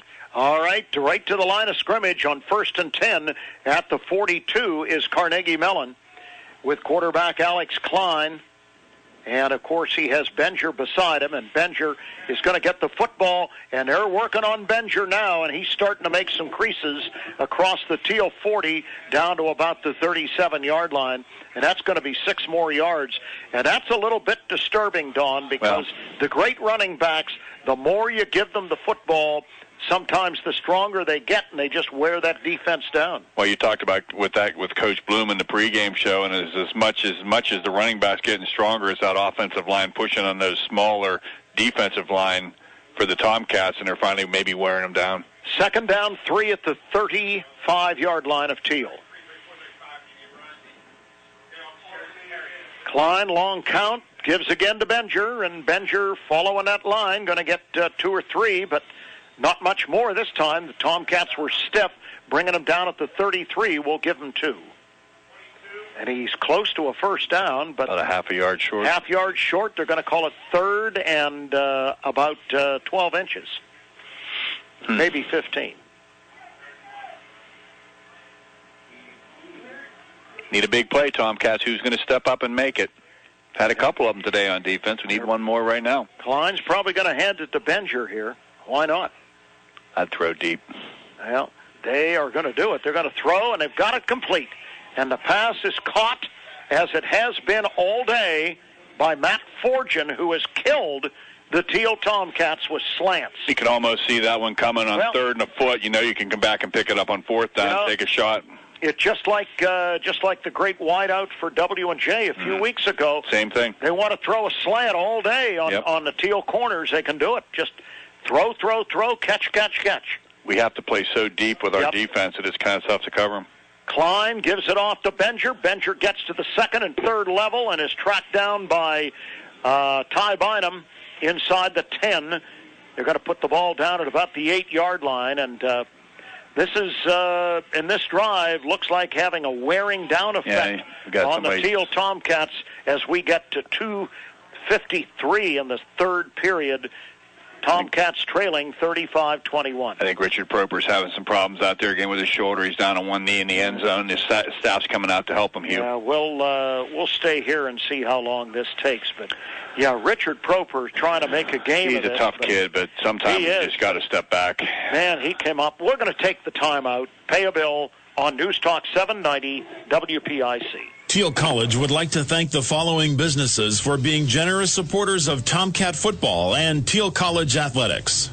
Greenville Orthopedic Association and Doctors John Scullin and Stuart Anderson, specializing in the treatment of sports medicine, total joint surgery, and arthroscopic surgery. Call 800-245-8100 to make an appointment. And Greenville Moose Family Center, Lodge number 276, fun and fellowship for everyone. Log on to lodge276.mooseunits.org. Thiel College is proud to include these fine local businesses among its list of partners. For more information about Thiel College, log on to thiel.edu. I'm Ryan Matvica, wide receivers coach. You're listening to the home of Thiel Tomcat football, News Talk 790 WPIC. Second and goal for CMU on the Thiel 8. The give is to Benger, and Benger gets away and gets right into the end zone for a touchdown. He kept those legs going. A couple of Tomcats were trying to arm tackle, but that's not going to bring that shifty little running back down, and he takes it right into the end zone. How many touchdowns for him today? That's 4. 4 touchdowns for the outstanding runner, the junior Sam Benger, out of Hingham, Massachusetts. You can see why he was the PAC Offensive Player of the Year. But he does remind me so much of Napotnik. 41-21 now, and Gabe Renna is coming in to try to tack on the extra point. Snaps a bit high, but the ball's down, and the kick is up and good. Timeout on the field. It is now CMU 42 and Thiel 21 on 790 WPIC. The Ridgewood at Chenango Valley in Hermitage, a premier senior living residence, offers private apartments and assistance with activities of daily living to seniors who no longer can or no longer want to live alone. Services include a variety of social and recreational activities, meals, housekeeping, and transportation for its residents. Explore senior living at the Ridgewood at Chenango Valley by calling 724-347-0998 or online at ridgewoodshenango.org. The Ridgewood at Chenango Valley is a cooperative program of St. Paul's and UPMC, providing equal housing opportunities. I'm Devontae Sims, cornerbacks coach of the Tomcats. You're listening to Thiel Tomcat football on News Talk 790 WPIC. Hugh Ringer and Don Achenbaugh back at Carnegie Mellon. Sam Benger, an 8-yard touchdown run, extra point good, 42-21.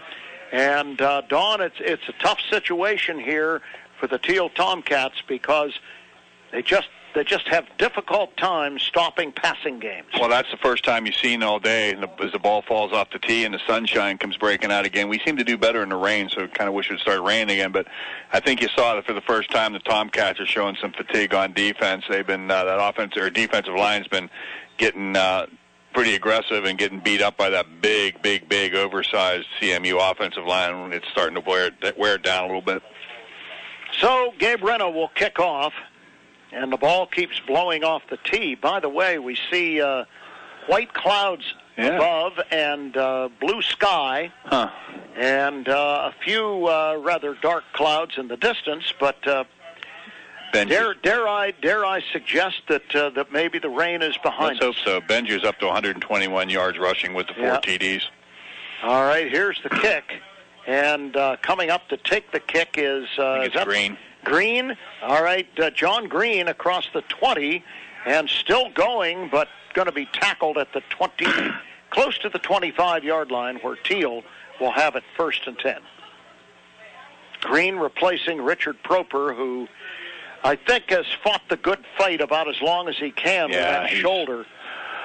He came up on run support, made a great tackle, but his shoulder paid for it. I think it's a right shoulder, isn't it, or a left shoulder? Yeah. Left shoulder. All right, Cats come to the line of scrimmage with Ryan Radke. And he still has Nick Barca as his setback.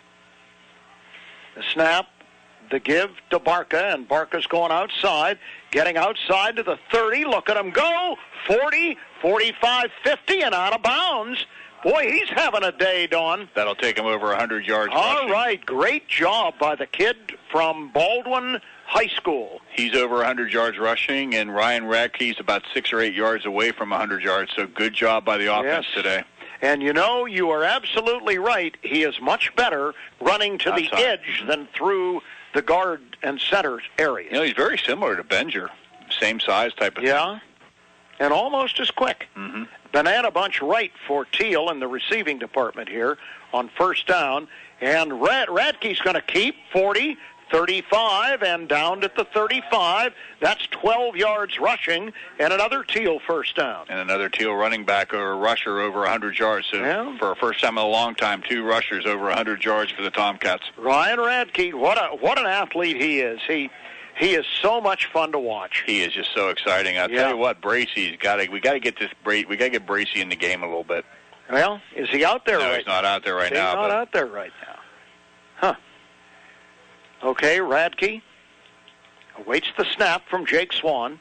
It's low. He gets it. He's going to call his own number, run down the line of scrimmage, and throw on the run, and it's caught by Barca, and unfortunately he had to go down low and catch it as he was falling down, or he might be running into the end zone. But as it is, he picked up 9 down to the 26-yard line, and it's going to be 2nd and 1. Give Ryan credit for finding him there. He was his relief receiver, and he just didn't get the ball and hit him in stride, but he got the ball to him for a 9-yard pickup. We'll take it. John Green is now in the ball game for the Thiel Tomcats at running back, and Green gets the ball, but is only going to fall forward maybe for a half yard. Did he lose a yard in the play? Knee went down. Knee went down back on the 30 or the 27-yard line. So up a 3rd and 2. 3rd and 2 now. So Thiel kind of going in the backward direction as they look over to the bench for a signal from offensive coordinator Darryl Satterfield. Darryl's having a lot of back problems, folks. He's up in the press box. He's up in the press box signaling down the plays. He had back surgery this summer, and he'd had a couple little setbacks. Pass out here to Hicks. Jaquan makes the catch and is inside the 20 and down at the 19 of Carnegie Mellon, enough for a first down for the Thiel Tomcats. Just like we don't have an answer for the Carnegie slant, they don't have an answer for that little swing pass. That's about the 4th or 5th time Ryan's found them, and all at either 3rd or 4th down opportunities to move the chain. So the Tomcat offense back in stride. If you're talking about individual performances, real good ones today, and we are getting down to the end of the 3rd quarter. They get the play off, and here comes Radke trying to get away, but going to be thrown for a loss back at the 21-yard line as the clock comes to the end of the 3rd quarter. After 3, it's Carnegie Mellon 42, Thiel 21 on 790 WPIC. Are you a senior golfer? The Greens of Greenville on Route 58 just south of Greenville has special senior pricing all day Wednesdays. Yes, 18 holes of golf with a cart, only $26, and you can play anytime during the day. The Greens of Greenville has a well-designed and maintained layout, plus enjoy your 19th hole refreshments at the very popular Gallery Grill Restaurant and Lounge. So reserve your tee times at the Greens of Greenville. Call 724-588-6020 or visit greensofgreenville.com. I'm Jeff Stevens, defensive line coach at Thiel College. You're listening to the home of Thiel Tomcat football. News Talk 790 WPIC. Hugh Ringer and Don Aukenbaugh back at Gessling Stadium in Pittsburgh. Carnegie Mellon after 3, leading Thiel 42-21, but Thiel's on the move here down at the 21-yard line of CMU, and they're facing a 2nd and 12 as play resumes here at the start of the 4th quarter. I was about to say, Don, you want to talk about good individual offensive performances, put a big red check mark beside Radke's name, Barca's name. I would say Horvititz has had a good game, and so has Ryan Rowland. And Jaquan Hicks has 5 catches for 77 yards. Let's not forget Jaquan Hicks either. Radke in the gun with 2 protectors, gives it off to Barca. Nice move! 25 inside 20, 15, 10, and he's downed at about the 11-yard line, I think is where they're going to put him down, maybe the 10. No, right on the 10. And they're going to give him the first down. They're going to say he's a yard short. 123 yards rushing for Nick Barker right now. Did you see the little move we haven't seen since the first game of the year? He put a whoop, whoop, whoop, I'm gone, baby. Yeah, and he's got beautiful nice moves. He has it. I'll tell you, really effective. I like the way this kid is running today. He's back in the groove. Nick Barker, the sophomore. All right, 3rd and 1. Radke with Barker behind him. Radke takes, gives to Barker. Barker's going to follow his offensive line and get a touchdown. How did he get out of there? Boy, he's been watching Benger, hasn't he? Yes. He pulled a Benger, and he got away for a touchdown. How many for Barker? That's 3, so it's 4-3. Benger over Barker. Well, Barker has 130 yards versus 121, so it's a good competition. Yeah, it's been a real good competition today. And he gets his 3rd, and this is what, a 5-yard run? 10. 10-yard run. All right, and Colin Thiel is in to try to tack on how many extra points for the kid from West Virginia? Well, this will be his 4th. 4th, okay. Let's make it 4 for 4, Colin, at the 14-11 mark of the ball game. Radke holding. Josh Dando not here. The snap is fumbled, and it's picked up. And here comes a runner, but look who tackles him. Yeah, Ryan Radke said, you're not going to score, baby. Who picked that up? Number 6. Number 5? Number 5. Yeah, that was Malcolm Gaia. And he was stopped out at the 35. Extra point blocked. No good. Timeout. 42-27.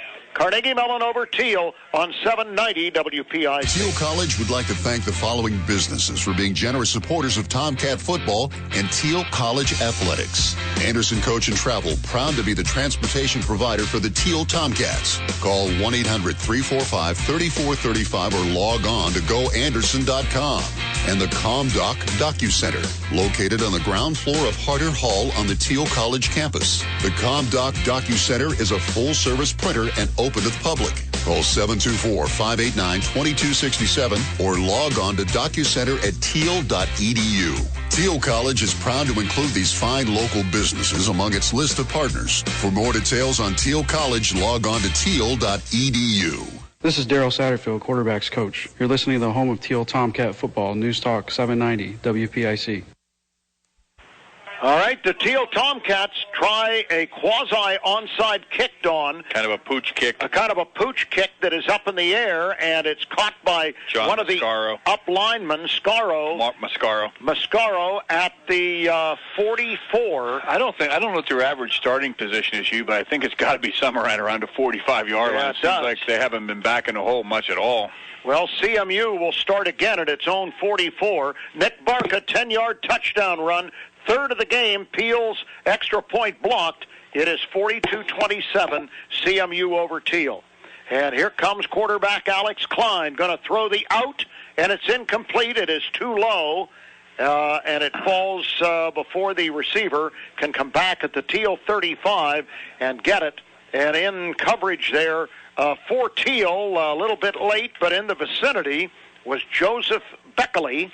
I think he's replacing Proper. Yeah. And Beckley has been a starter at that position for a few weeks now.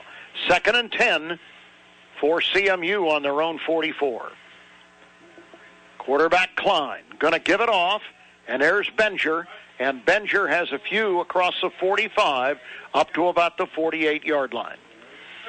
He just looks like a football player, doesn't he, Hugh? And he's got that build, he's got that lean, he's got the legs going, he's proportional. He's not a very big kid, but he's proportional, and he just constantly going forward. Doesn't look like he's getting much. You turn around, it's got 4 yards. Yeah, and he gets 4 there.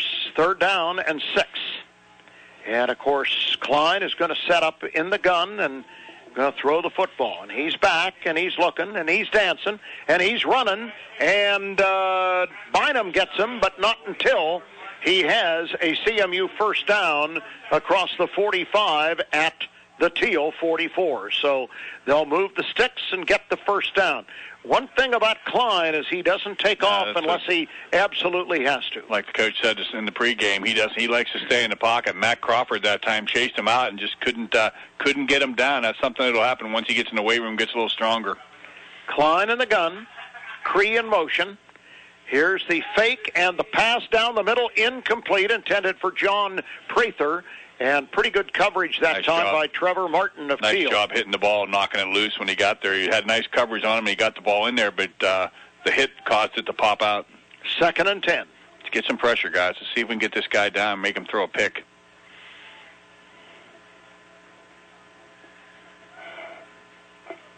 Klein looks to the bench, gets his offense set. Clock is at 13-16 in this ball game. Tomcats still within striking distance. Cree in motion. Play fake. He's going to throw down the field, and he's got his receiver. Catch is made down at the 25-yard line. Coverage late by Beckley, and the catch was made by Prather again. What these guys do so well is they turn their bodies around so the quarterback, the front of their jerseys to the quarterback, and that's where he puts the ball. So even when you have coverage, it's tough to get around them. They do such a nice job positioning on the pattern. They're very well schooled. My correction, that was Tommy Mansfield who made that catch. Here's the give to Benger, and Benger keeps going with those feet inside the 20, and he's down to about the 17-yard line with Doak Walker on his back. A little jostling going on there, but Benger gets up. Exchange of holiday Halloween greetings. But, we know Doak's emotional. We just got to keep it maintained and keep it channeled into making those stops. 2nd down 4 for CMU as they're on the move again at the 17-yard line. Snap, and here's a quarterback throwing the ball to Cree, the tight end, inside the 10, and he falls forward to about the 7.5-yard line for a first down and 1st and goal. Here we go again. First and goal. They're driving. And they've had the ball on our side of the field most of the day, and it's Tomcats just trying everything they can. They just don't have quite the oomph they need. Alex Klein with Benger behind him. Going to give it to Benger, and Benger has a wall of humanity converge on him at about the 9-yard line. Kusick, nice job. He's playing a nice game today. He just wrapped him up that time and picked him up off.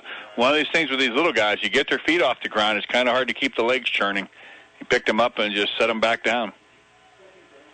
Yeah, they were all over him like flies on honey there. So it's going to be 2nd and goal. Like Platt on tartan. Yeah, there you go. Klein awaits the snap. Play fake, going to throw it out here to this side, and it's caught. The receiver just going to run it right into the end zone for a touchdown as the Tomcat again was playing off, and that was Groves, I believe. No, it was Martin, I think. Martin, is there a flag on the play? The catch was made by John we're Prather. Not going to give it to him. And into the end zone. Something happened there. Was it holding? Okay, well, let's holding take that back. is going to be called on Carnegie Mellon, so Thiel gets a break there, but... man, when you're down inside the 10 and you're giving a guy 3 or 4 yards, that's a tough. That's a no-win situation. Well, you get yourself out in that island out there, and now he's got room to make a move, and you've got no one behind you, and makes a tough job even worse. Penalty takes the ball back to the 16-yard line, so it's 2nd and goal from there. And here's the quarterback going for the end zone, and the pass is caught down at the 1-yard line. Nice job. Nice tackle. Tackle was good by Andrews, but he was a day late on the coverage, and it's going to be 3rd down and goal for CMU at the 1. And who caught that ball? Prather again. They're apparently trying to get him his touchdown. He just lost. But yeah, I think they are. Nice tackle, but like you said, just they're half a step late all the time. Prather and Fortune are your wideouts, both in single coverage on 3rd down. And here's the give to Benger, and Benger did not get in, and slanting in nicely by Thiel was, I couldn't tell who that was. Doak Walker made the initial hit, and then then Justin Johnson cleaned it up and kept him out of the end zone. So it's 4th and goal at the 1. So if we can shut him down here, it'd be a great moral victory for the Cats defense. That'd be very nice. 4th and 1 at the 1-yard line. That's a very tight formation. Boy, that is. And they're going to run. Nope, I don't think he's going to get it. He got it, did he? He did. Did he get it? They're going to give it to him. He got a lean. Yeah, he did. He got the touchdown. He's a tall kid. So Alex Klein, the 6'3" sophomore from Dublin, Ohio, gets the latest touchdown here, and it is now a 48-27 lead for Carnegie Mellon. Yeah, Klein's 6'3", and he only needed 6 inches, so kind of easy, no-brainer. But Tomcat defense held tight there, made him go 4 downs to get it. So signs a positive there. Gabe Renna will try to tack on his how many? Mr. Automatic. This will be his 6th. 6th. Snap is a bit high. The kick is down. The kick is good. Time out on the field. 7 for 7. Mm-hmm. It is now CMU 49 and Thiel 27 on 790 WPIC. Looking for a special gift? Stop at the shop at O'Neill Coffee in West Middlesex or online at o'neillcoffee.com. They have a great assortment of gourmet coffee blends, flavored coffees, our O-Cups, special blend teas, hot cocoa, and more. At O'Neill Coffee, you'll find coffee mugs and specially made gift baskets and boxes filled with all kinds of goodies. Shop in person at the shop at O'Neill Coffee near the Viaduct on Main Street in West Middlesex, PA, or online at o'neillcoffee.com. I'm Matt Arshenkoff, Special Teams Coordinator and Defensive Backs Coach. Follow the Thiel Tomcats right here on News Talk 790 WPIC.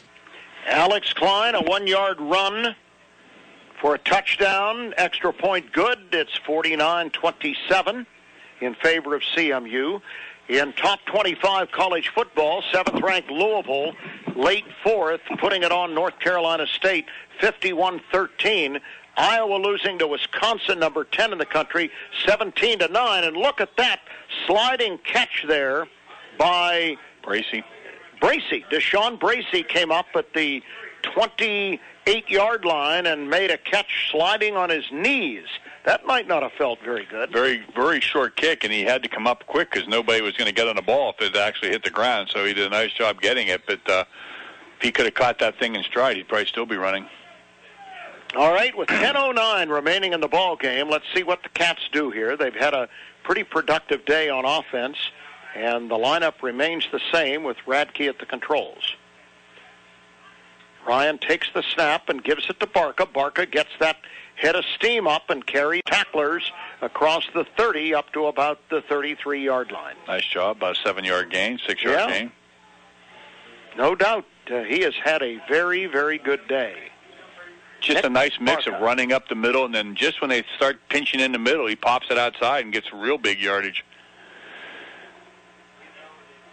See if we can stretch the field a little bit with Hicks.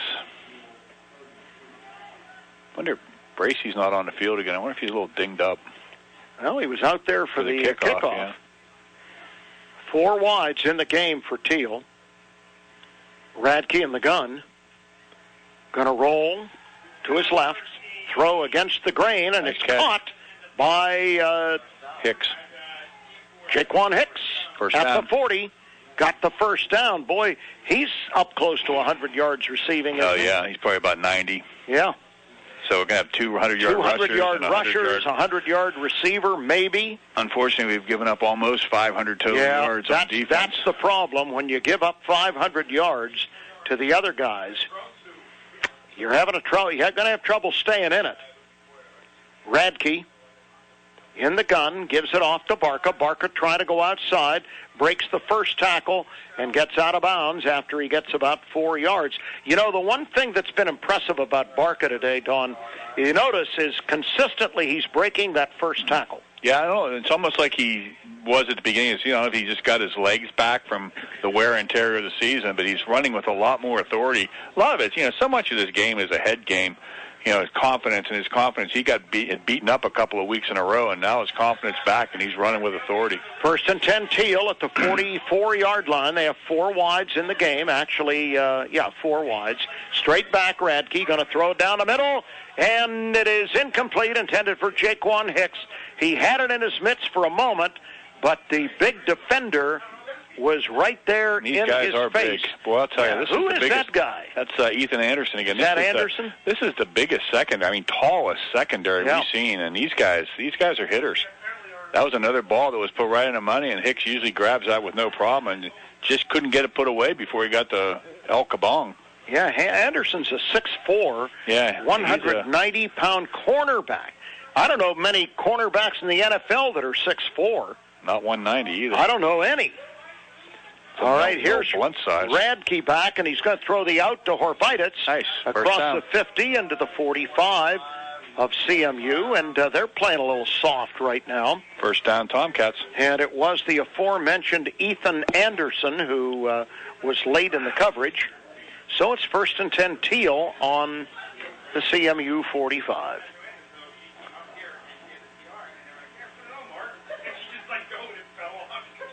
Radke gives it off. Barca to the 40, to the 36-yard line. 9 more yards to the sophomore from Baldwin High School. Another broken tackle at the point of attack, too. Here, like you said, just broke the arm tackle. I'll tell you, one thing I will say today, for as competitive as this game's been, you got to give both teams credit. They're helping each other up off the ground. Yeah. There's none of that pushing and shoving that you usually see in these things so far. I mean, give both teams a lot of credit for a lot of good sportsmanship out there today. This is a tough game to play. Yes, it is. All right, 2nd and 1 for Thiel at the 36. Straight back Radke. He's getting the heat. He's really getting the heat, and he's going down back at the 44. Jack Fagan again. Fagan, and is Radke slow to get up? He's Yes, always he is. slow to get up. Boy, I'll tell you, he took a shot right there. Yeah. Took a shot on his shoulder, too. They held him up, and he was struggling a little bit, and he took a shot right in that shoulder. It's his left arm, too, so hopefully he's okay. But takes a 2nd and 1 and makes it a 3rd and 8. That's not a good thing. So Radke's back at it with 4 wides. Only this time he needs 8 with the 43. He's back. He's going to throw it out here to Hicks. Nice Hicks job. at the 40. Hicks gets away at the 35. Good going to be job. tackled at the 34. My goodness sakes, he has the first down. This kid, if he stays in this program, is going to be something He's special. something. So is Bracey, and so is Bailey. Tell you All what, 3 of them, Don. nice pass that time, but what really impressed me was he caught the ball and made the spin move back. Instead of going outside where his momentum was, he pivoted and went back inside and picked up the first down. Good job. 1st and 10 Thiel on the 34 of CMU. Radke gives it to Barca. No, it was Radke who kept it this time. And he gets maybe a yard, 2nd and 9. That sack probably took Ryan out of the 100-yard club, too, so he's going to have to do some work. It looks like Brian Sonsiger limping there a little bit, trying to work out. I don't know if it's a cramp or it looks like an ankle thing. Don't see that. Number 72 there. Oh, yes, big number 72. Trying to get the feeling back. Brian Swansinger, and he is a big one, a sophomore, 255 from Springfield Local in New Middletown, Ohio. Radke on the run, throws to Hicks. Hicks gets away at the 30 and falls forward to about the 28-yard line. Tell you what. There's another guy who's a slippery little eel. You know that? Tell you what, though, take that extra move there, picked up an extra 2 or 3 yards, made it from a 3rd and 6 to a 3rd and 3 or 3rd and 2, and that's a big play. And Jaquan's going to have to come out. He lost his shoe. Who we got going in now? Well, Cody number Dinger? 19. No. I don't think so. Well, might be. It is. Is he back healthy? Looks like Back he's is in. Radke. Radke under pressure. Going to run away. Better get rid of it, Ryan. And he does. Throws it to the cheap seats. I didn't know that Cody Dinger was back. And well, that's number 19. Yeah, I see that. And we weren't given a change. Mm-mm. That's not Meeks, is it? No, that was 43. 43, yeah. Well, 4th and 3. Tomcats obviously going to go for it. Dinger's still staying is out that there. 19? Yeah. Well, I'm going to be surprised if that's Cody Dinger. Doesn't look like the body type, but we'll find out maybe. Do want to know who it is. All right, here's Radke rolling to the left. Radke going to throw and a run. Nice job. He's got his man. My goodness, is that Hicks again? Thompson. All right, Robert Thompson out of Youngstown Christian Ohio. Ran a nice pattern. Ryan put the ball right where it needed to be, moved the chains inside, right at the 10-yard line. Yeah, and caught it in traffic, too. 5:13 remaining in this ball game. The Cats continue to plug away. They've scored 27 on this team that is a very good defensive club. Radke is going to give it off to Barca. And Barca gets that lean of his down to about the 7. Picks up another 3. Yeah, another 3 for Nick. Clock runs to 4:50 in this ball game. 49-27 in favor of Carnegie Mellon. And the Cats have second and goal from about, the 7? 7-yard line. 7-yard line. Here is Radke rolling left, stopping, throwing, diving catch, Alex Horvitis. How about that? Horvitis made that catch. A beautiful catch, and he's had a pretty good day, too, by the way. And the senior adds to his total today, and the Cats going to go for 2? Yeah, I think Alex Horvitis from Lancaster, New York, St. Mary's High School. Played in the same town as Radke, but different school. Tell you what, they've been a great combination. They have. Two seniors. Cats going to line up for 2 here. And they have 4 wides in there. Radke in the gun. Barca to the left. Going to roll to the left. Going to look. Going to throw. And is it knocked away? It is. Yeah. Knocked down at the line of scrimmage. So there's a timeout on the field. It is now Carnegie Mellon 49, Thiel 33 on 790 WPIC. An athlete's success depends on their body functioning at peak performance. A sports injury could mean the loss of a season or the end of a career. Sharon Regional Sports Medicine is here to help you get back in the game. From ACL tears to shoulder, arm, or ankle pain, board-certified orthopedic surgeons Dr. James Boniface and Matthew Stonestreet, together with the team at Sharon Regional, provide sports medicine and rehab services at convenient locations in Hermitage, Mercer, and Hubbard. For an appointment, call 724-981-2522. I'm Ryan Matvico, wide receivers coach. You're listening to the home of Thiel Tomcat football. News Talk 790 WPIC. Senior Alex Horvitis, 7-yard touchdown pass. Extra point failed. The 2-point conversion failed. 49-33, Carnegie Mellon over Thiel, and Colin Peel will kick off again. And he's going to do an onside-er, and they didn't get the ball, and it's picked up. And it's a good thing that the young man, John Prather, stepped out of bounds, or he'd have had 6 right down the sidelines. Well, we're not having a lot of luck on onside kicking, but everybody and his brother knew that might be coming. Play. Even when you surprise him, it's a tough play. But, and when you're only down by 16, it's not a bad play. You're still in a 2-score ball game. 2-point conversions. I'll tell you, you still are mathematically alive, as they say. Get a turnover right here and get some pressure on. All right, and I think we still have the same quarterback in. Yes, we do. Hubbard's in at running back. Hubbard's at running back, and he's going to get the ball, and there he goes. 40-35 down to the 30, and the Cats corral him right just short of the 30 at the 31-yard line. Tyler Elder on the stop for the Tomcats. Tyler Elder. Okay. Haven't called his name this year, have we? No, playing cornerback now. Cornerback, okay. 1st and 10. Unless that's Meeks. For CMU. 37? 43. Oh. Here is the give again, and this is Hubbard, 30. Oh, boy, 25-20. Flag on the play. He's going in for a score. Yeah, he's going in because of the holding. Because of a hold, so they're going to bring that one back. Yeah. 43, whether it's Meeks or Elder, was held, and he would have made the tackle. He was in position, just got dragged out of the way. Well, now, according to the information we were given, Lloyd Meeks is wearing 43, Don. But he's a wide receiver, and Elder is also 43, and he's a linebacker. That's why I guessed it was. Yeah, that's why I guessed it was Elder. But once again, with his double numbers get us. Those double numbers get us. I'm going to guess it's Lloyd Meeks. I think Meeks plays defense as well as offense. Linebacker's defense. Well, yeah, right. I know that. But probably Meeks because he's Meeks is a wide receiver. Probably out that he's a cornerback. Yeah, Meeks is listed as a wide receiver, and here comes Ty Bynum to blow that play up behind the play at the 31-yard line. He came flying down from the side, and it's no gain at the 31, setting up second down. And 10? Yep. Okay. Second and 10, clock runs to 3:38. And obviously, Carnegie Mellon needs to be in no hurry whatsoever.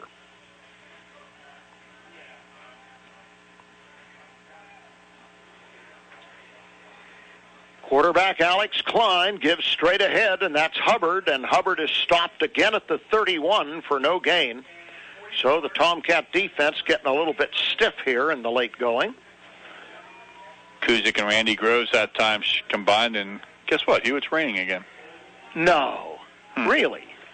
See, the weather was so much nicer in Cleveland last week. Blue sky, sun all day. Are you trying to tell me something? City of Champions, right? Well, right now. Well, they haven't won anything yet, and I'm all for the Indians knocking off those Cubs. No doubt about it, but haven't done it yet, but I hope so.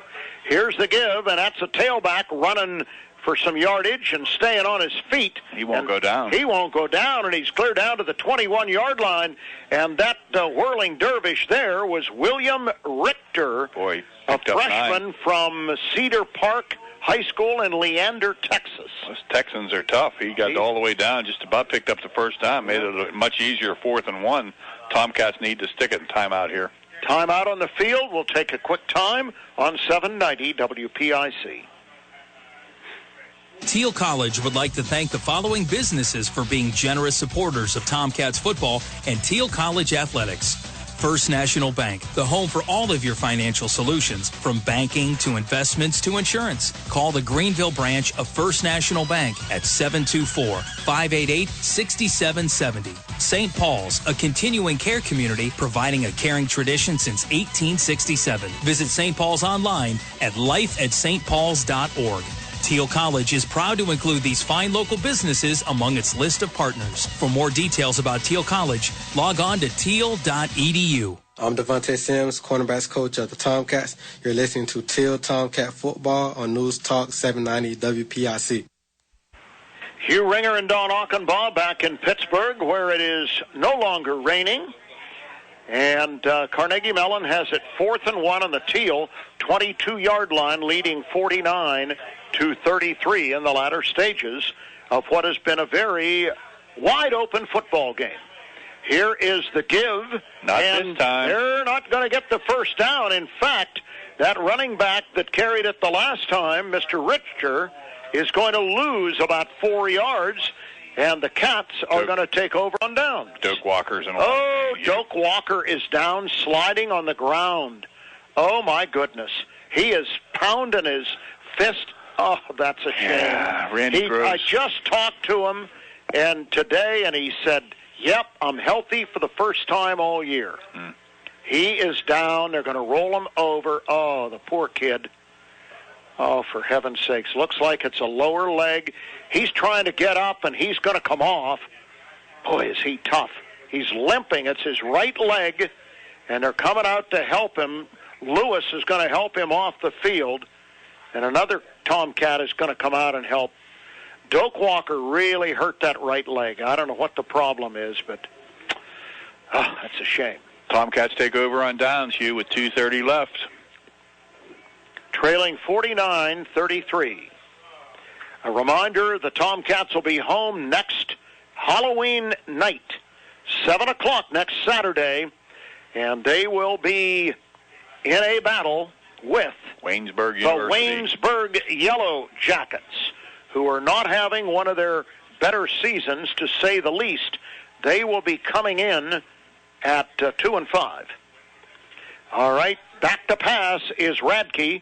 Radke on the roll, throws to Horvitis, and Horvitis makes the catch and goes out of bounds at about the 36-yard line. Alex Horvitis has had a good day. Good day, yeah. Close to the first time, but not quite. Gets 9, 2nd and 1, as the clock is down to 2:10. And they're looking back. I don't know what. Look at the referee, I think. Come on, guys, let's punch one in. Radke, Barca behind him, going to fake it and keep it. Radke's at the 40, the 45, and up to the 47-yard line. That should get him back over 100 Has another yards. first down. Clock runs to, well, it's stopped now to move the chains, and it will start very soon at 1:53. And Ryan, you want him to move back there? Yeah, he's about 7 yards downfield offsides, lining up the wrong spot. Okay, Radke with 4 wides, going to roll to the right, going to throw against the grain, stops, pumps, and... Nice job. Did somebody catch the ball? Hicks. Who else? Jaquan Hicks, another catch in traffic where he was watching the ball and the others weren't, down at the 29-yard line.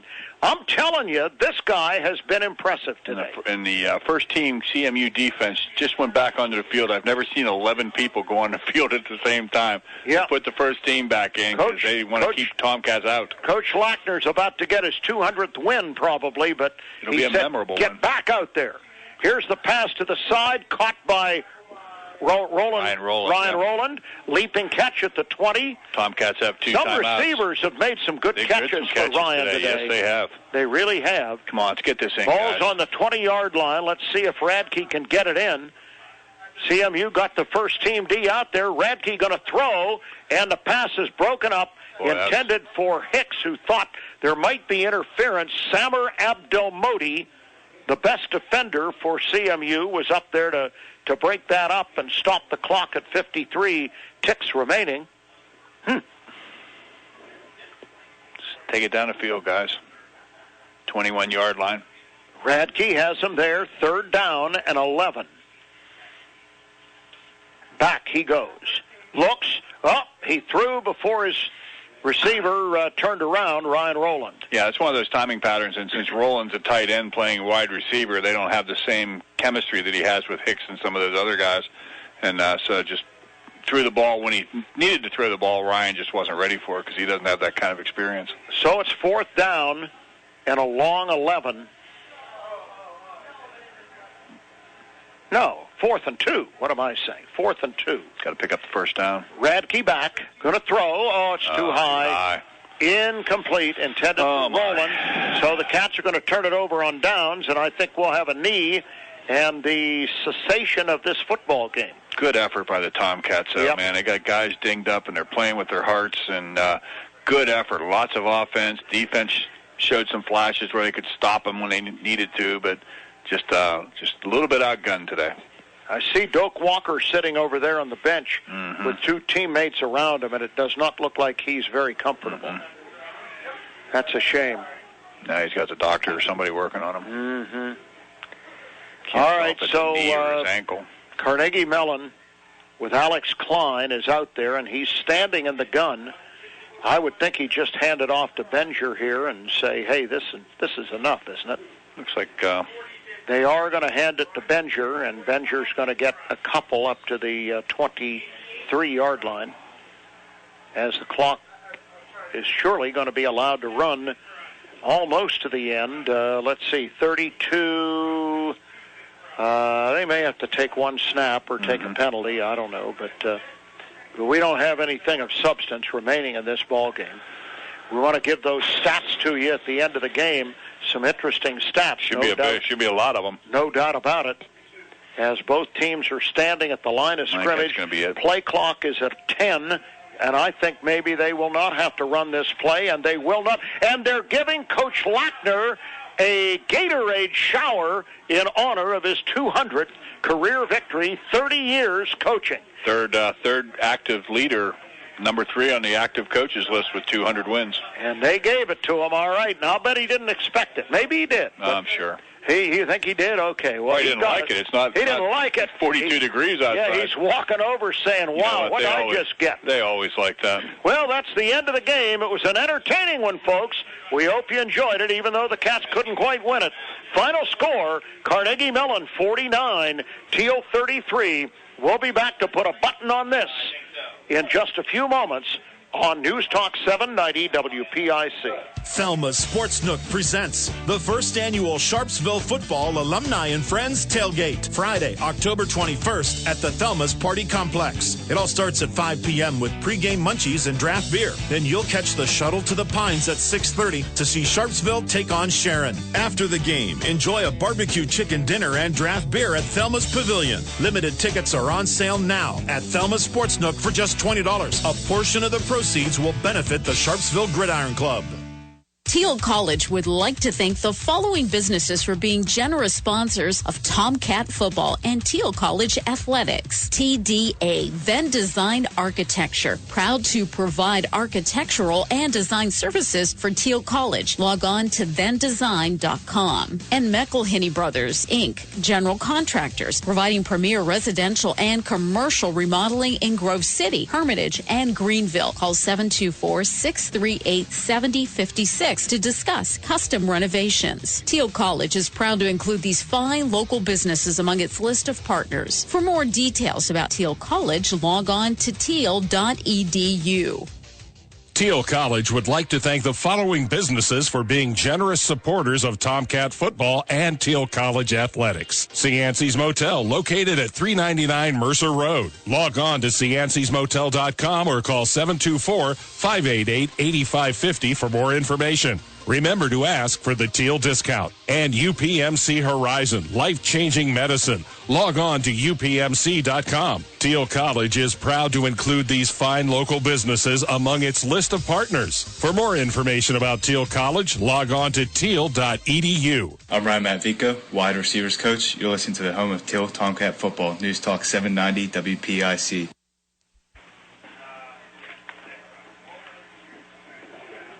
We're back at Carnegie Mellon University, where the Tomcats have played their hearts out today, coming up a little bit short, falling 49-33 to the CMU Tartans. Don, you have the stat sheet there. Let's run through the highlights. There's a lot of highlights for the Tomcat offense. 44 plays rushing. They rushed for 44 plays for 254 yards. They passed 20 completions for 245 yards for a total of 499 yards of total offense.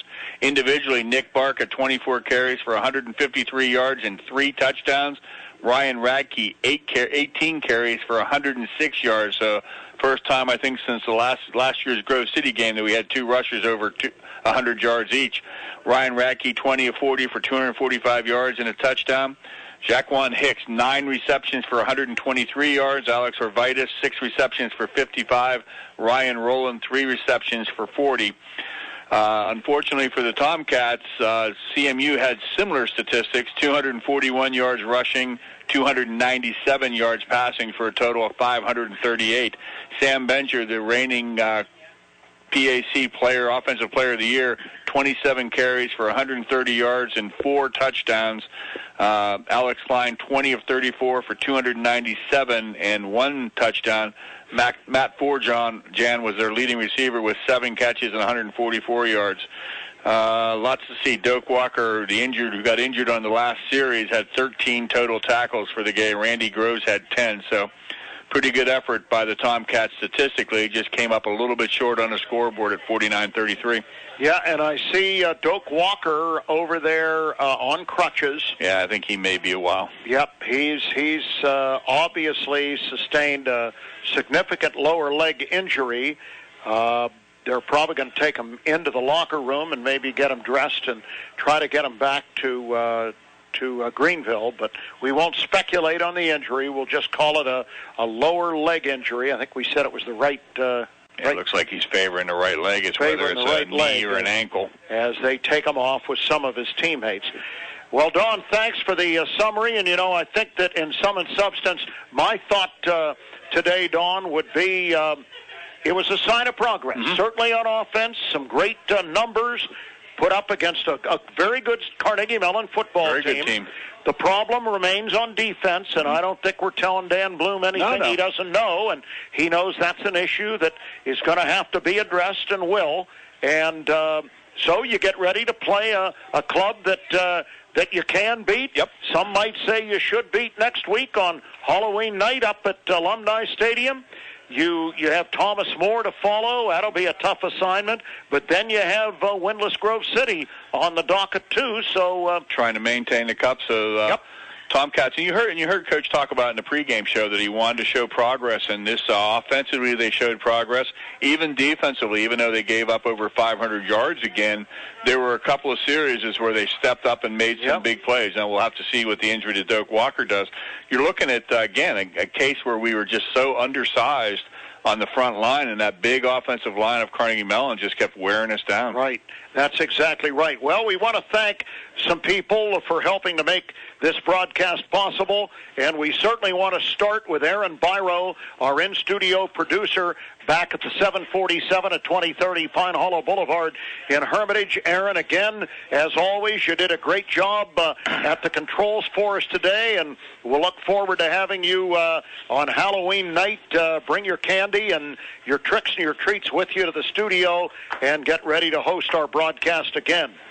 Don, thanks to you for your expert color analysis today. Thanks to Ed Topoleski and his assistant sports information director, Cyril Parham, for all the work they've done. Cyril on site here, giving us scores, stats, and everything else, serving our every need. Thanks so much, Cyril. Thanks to Dan Bloom and his staff for all of their cooperation today and every day. Our thanks to the Director of Athletics, Amy Schaefer. We want to really thank Mark Fisher from Carnegie Mellon, their sports information director, who made us feel very welcome in this great facility here in Pittsburgh, gave us lots of food and drink and took care of our every need. Thanks, Mark. You do a great job down here.